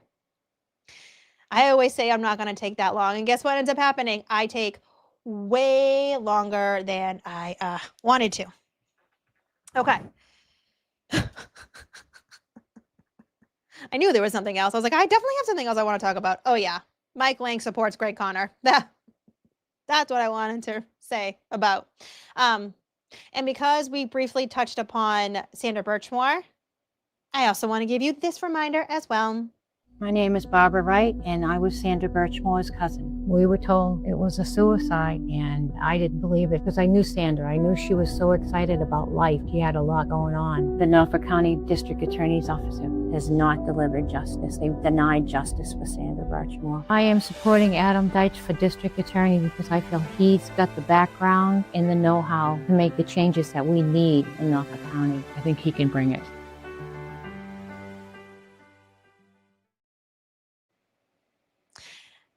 There are 8 total candidates in the Norfolk County DA's election. Well, the race that's coming up, we have 1 independent and 7 Democrats. Thus far, Adam Deitch is the only candidate that has said investigations like Sandra Birchmore and John O'Keefe will be reopened. So, even if you don't like Karen Reed, even if you agree with the John O'Keefe investigation, do you agree with Sandra Birchmore's investigation? Even with all the federal filings that have been coming out. The medical examiner recently changing the determination on the death certificate. Norfolk County DA's office has done nothing since then. That happened earlier this year. They've done nothing. So, oh yeah, and just a reminder, the last debate, Emily, you went to this too, the last district attorney debate, it was the first time that I heard Greg Connor mention Sandra's name. And when he went to go say her name, he mispronounced her name. So again, you can weigh that in your decisions on who you'll be voting for. Just please remember September 1st is the primary, and that is when this is going to be decided. It's not going to be November. So if you want to vote in this election, whatever your reasoning is, please, county residents, you have to vote. Otherwise, we're going to get the same old, same old. If you are a Republican, unfortunately, you won't be able to vote unless you unenroll. It is very easy to do. All you do is go on, quite literally, Google Secretary of State. In my community tab, I also linked a website. It's Adam Deitch's, but the reason why I liked his is because he has all of the towns on there too. So if you scroll down, you can click on your town and check your registration. You don't have to change to Democrat. You can literally just unenroll so that you can vote. Otherwise, you won't be able to in this election. Now, for that being said, I need to say, I don't know if anyone else I need to say. Romy, thank you so much. Tell us about this weekend's fundraiser, please, and thank you. Fundraiser, brain fart, brain fart, brain fart. Oh, that one. Emily's like, are you joking? Are you joking? There is going to be a very fantastic fundraiser on Saturday, I believe starting at 2 p.m. Correct me if I'm wrong, Mizzy or Emily. And there's going to be some fun guests. Now, I'm not going to be on till later in the day, but this is a fundraiser for Adam Deitch's campaign. It's like the last, thrill of it all. And there's going to be some fun people on there. I don't know who I can say. I don't know if I can say the names. I don't want to get anyone in trouble, so I'm not going to say the names. But I will be there. Emily and Mizzy are going to have me on it as last because I'm a talker. I like to talk and hang out. I had to put Boozey last so we can chit chat. Yeah, because she doesn't know when to shut the F up. I thought this was going to be a 2-hour stream, and here I am 4 hours into this with 1,500 people still listening to me yap. This is crazy. Whose channel? It's going to be on Emily C's. Oh, yeah. And Corey's like, I can't wait. Yeah, it's going to be a fun time. Because Corey knows a couple of the people that are going to be there. So you may see maybe a favorite attorney, maybe some of your favorite creators. Oh, I can't say. Shh, shush. Bad Boozey. Stop letting out all of the secrets. Mizzy confirms it's on Emily C's channel. And clearly you can see she's in. Oh, you just posted it? You did? I'm not good with all of the oh no, Allie, you got yelled at. Emily says you can see it. I need to fix Nightbot. You sure, Emily? You want me to say? Yeah.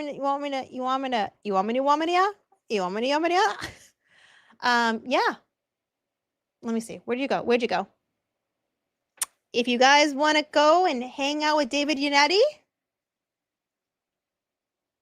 oh, it's gonna be a good time. It's gonna be a great time. We're gonna have the bestest of times. But yeah, like I said, I'll be on later. I thought we were gonna do like a big old panel, and I was just gonna be sitting in the corner being like, hey, look at me. I'm just hanging out with all the cool kids. But then Mizzy and Emily were like, no, we're going to be rotating you guys. I'm like, oh, okay. So, no, Gretchen Voss will not be there. Gretchen Voss will not be there. I don't think she wants to hang out with us, which is fine. Hi, Zach. Anyways, so that is this Saturday at 2 p.m. And there's also a district attorney debate. I don't know if you call it debate, but there's a district attorney debate, and Greg Connor and Adam Deitch will be there. So if you want to go to that, if you're local, that's in Braintree, Thursday at 7 p.m. I will be there. I think Emily will be there too. But yeah, there's a lot going on. And you might see, if I can get my ish together, you might see me live tomorrow just so I can go through the things that I found last night. Almost a part 2 of sorts of my Brian Higgins live stream, specifically based on the photo that we referenced at John O'Keefe's funeral. His funeral or his wake. She found some things. Nay, Taylor, thank you so much. Don't invite Nightbot. We won't invite Nightbot. No, we won't. We don't want to hang out with Nightbot. Gen X Erica, member for 1 month. Congratulations. She says, here for the not shutting up of it all. to live for the hope of it all and never shutting up of it all. That's my remix to Taylor Swift Folklore. And Turtle Power gifted 5 Boozey Beauty memberships. Hell yeah. Okay, I love you all so much. I gave you all of the updates with the Adam Deitch of it all, and I hope in the future you guys can come back to this live stream to reference more of what happened to the LoPilatos in the town of Canton, specifically about Officer Lank, as well as Chris Albert and Tim Albert. We touched upon some of the Sandra Birchmore stuff, like I said. So as soon as this is done, I will do the chapters for you guys. And I hope you all enjoy. Please make sure you are kind to yourselves, always.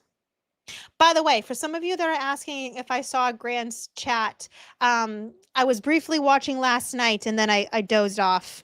And then I started researching Brian Higgins' photographs.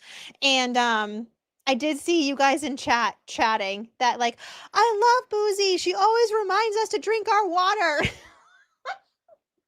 If you guys get anything out of me, I'm going to keep reminding you, please drink your water. Half of your body weight in ounces. And I realize some of you don't do pounds. So when I say that, I'm talking about pounds. As an example, if you weigh 150 pounds, you need half of that in ounces. Okay, 75 ounces. Did I get that right? I think I got that right. I'm not good with math. I know. I have to figure out Nightbot. I'm so sorry. I fucked it up. I fucked it up. But I think Nightbot was good for some things, though, right? Did you guys get all my alerts? Now I'm just shooting the shit with you guys just to make sure that everything else went okay. Other than the random muting. Okay, so the added emojis I will fix. The caps I have on because sometimes I feel like people in caps are yelling at me. So that's the only reason why that's up there. But I think everything else did pretty well with reminding you guys to like the stream and about the DA election. So I will play with it a little bit. Nightbot was a hoot. I know you guys coming in are like, why am I being yelled at by a robot? At least now I can blame it on a robot and not me. And my mods are like, thank God it's not us this time. He kept timing out. I know. I'm noticing it's the, if I'm scrolling, it's just too many emojis, it looks like, or all caps. So yeah, we'll figure it out. Oh my God, chat's like Grant. I know, Grant's so funny. He really has turned over a new leaf and I so appreciate it. And his extra long streams. What is the Boozey Bureau though? That is what I named my channel members. So if you guys are like a part of like the paid members, I called you guys like the Boozey Bureau. You got to open that tab or get behind the vault. Oh, I am cheesy. When I tell you guys I was working on my specific YouTube channel for months, literally last fall. And then I didn't get the kahunas to even start going live until what, a month ago? So I told you guys. And also, I haven't done my new gadgets. I'm figuring out a new platform because I do not like StreamYard whatsoever. Do not. I hate it. There's too many things going wrong with it. But I need like a good couple of days to sit down with just my computer and my things to figure out how to connect a camera to this. Anyways, TMI. Oh, and now Nightbot is yelling at Kevin from South Boston. What a time. What a time. Okay, you like the Boozey Bureau. Good. It's cute. That's cute. What's happening in Braintree on Thursday? It is the DA debate. There's going to be, I think, 5 or 6 candidates there. They're not all showing, but Adam Deitch and Greg Conner are going to be there. And that is at, is it Braintree Town Hall or Braintree High? I think it's Braintree Town Hall. But yeah, that starts at 7 p.m. So exciting. It's so exciting. It's so exciting. And I'll be there. So if you want to come hang, I will be there. I'm going to try to get there a little bit earlier.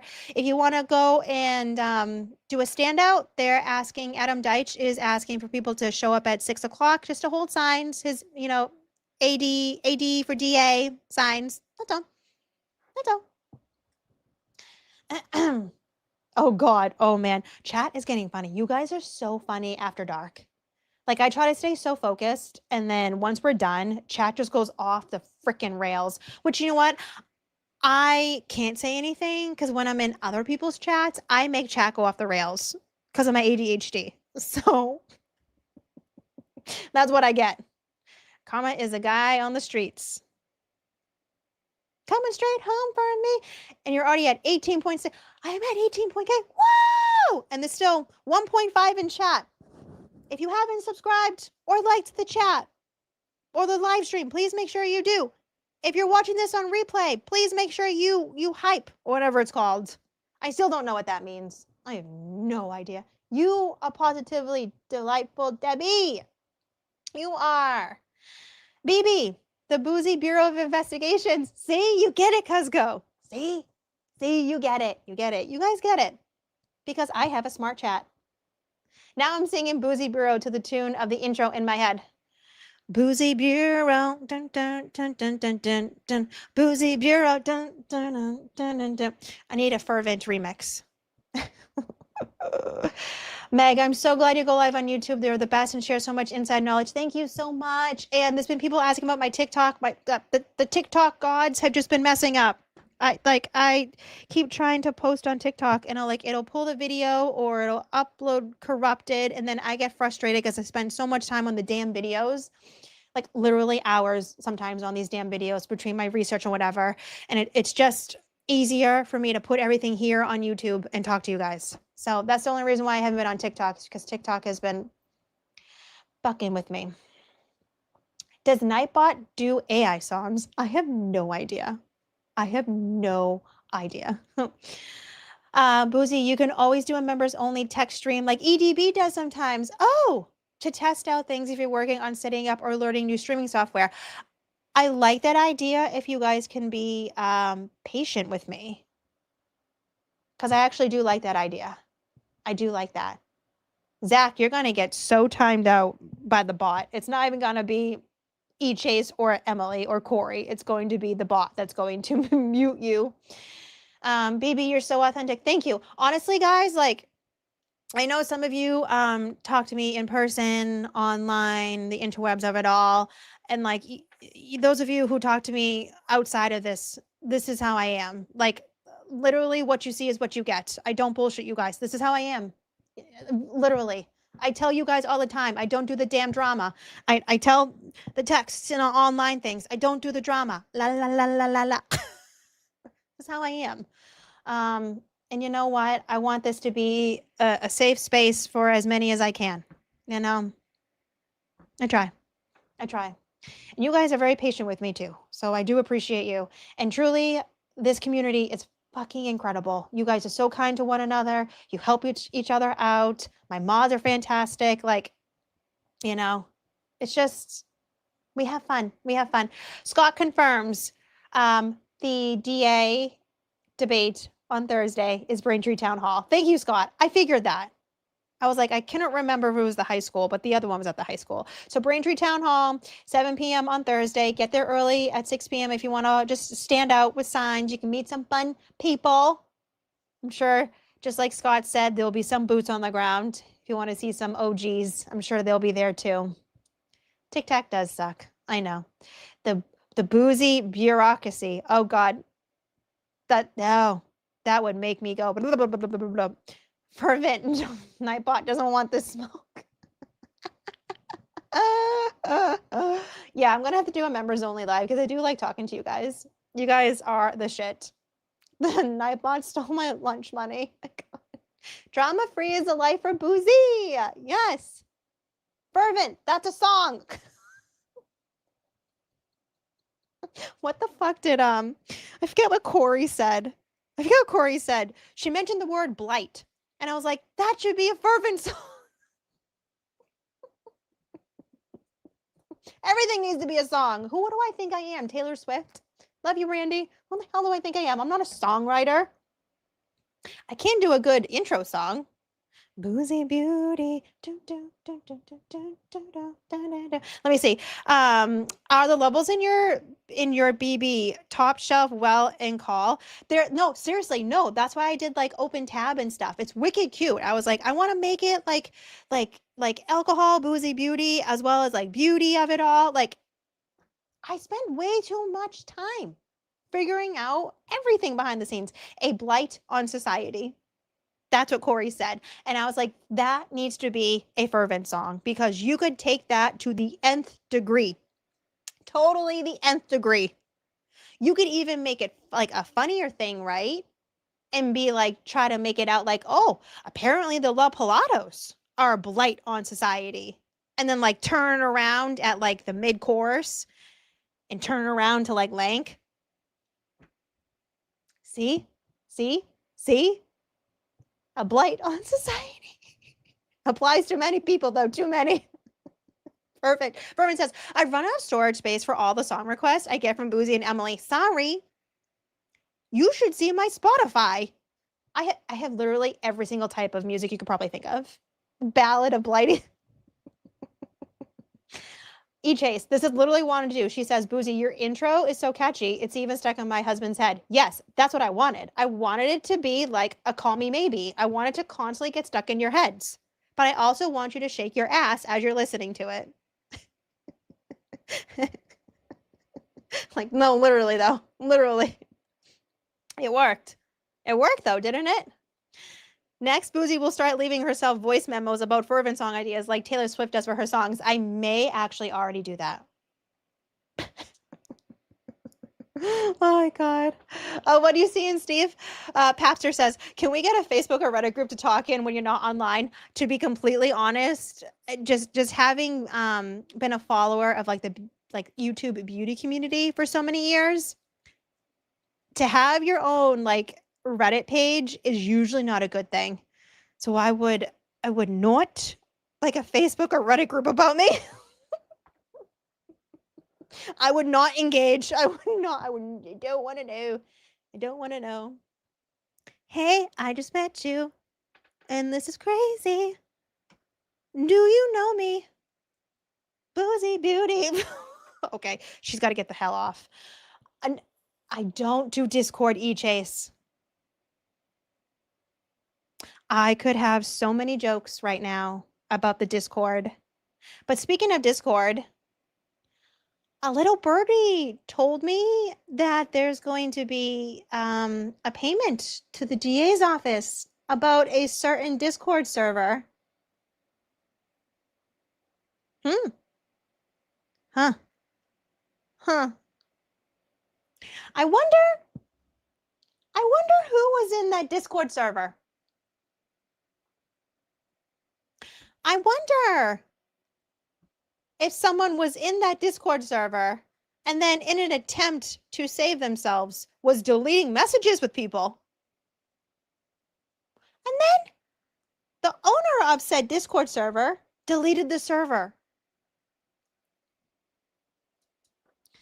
If you guys don't know what I'm talking about, just wait. It'll all come out. It'll all come out. We just have to be patient. We just have to be patient. Okay, my friends, I love you so much. People are like, you cannot leave on that note. You cannot leave on the, I sure can. I sure can. And guess what, fucker eyes? You are so right. Nothing on the internet is gone. No, you're right. You're right. Okay, friends, let me, all right. Oh, what did I do? Okay. I love you guys so much. Please make sure you drink half of your body weight in ounces. Ounces. Oh, she's got to get off. She's got to get off.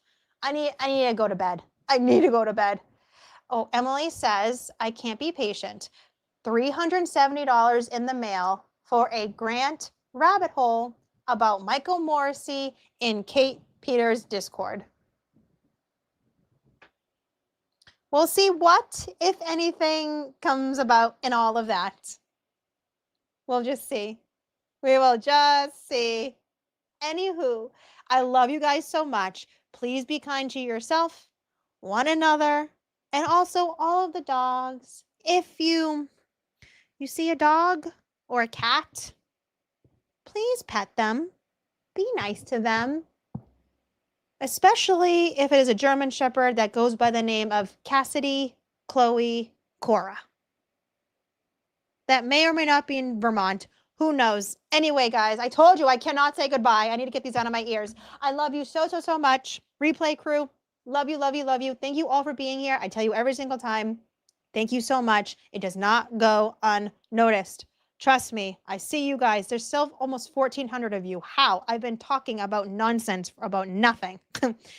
I love you guys. Be kind to each other, okay? Especially in other chats. Be nice. Anyways, I love you. Actually, Conehead didn't come in here at all, did he? Wow, he must be passed out. Anyways, I love you. I love you. I love you. Don't be a Hannibal Lanka. Don't be biting people. Don't be spitting on people, especially in Canton, because you will get arrested. Unless you're a Canton police officer, then nothing may happen out of it. You may just get sued. And then the people that you bit and spit on will then become rich, and they'll build their own beautiful ass houses in town on a street that has the same last name as the people that you were trying to protect. I love the universe. Love the universe. Anyways, love you guys. I love you. I love you. I love you. I love you. You might see me tomorrow if I can get my gear tomorrow or together, whatever. Love you. Love you. Love you. Love you. Love you.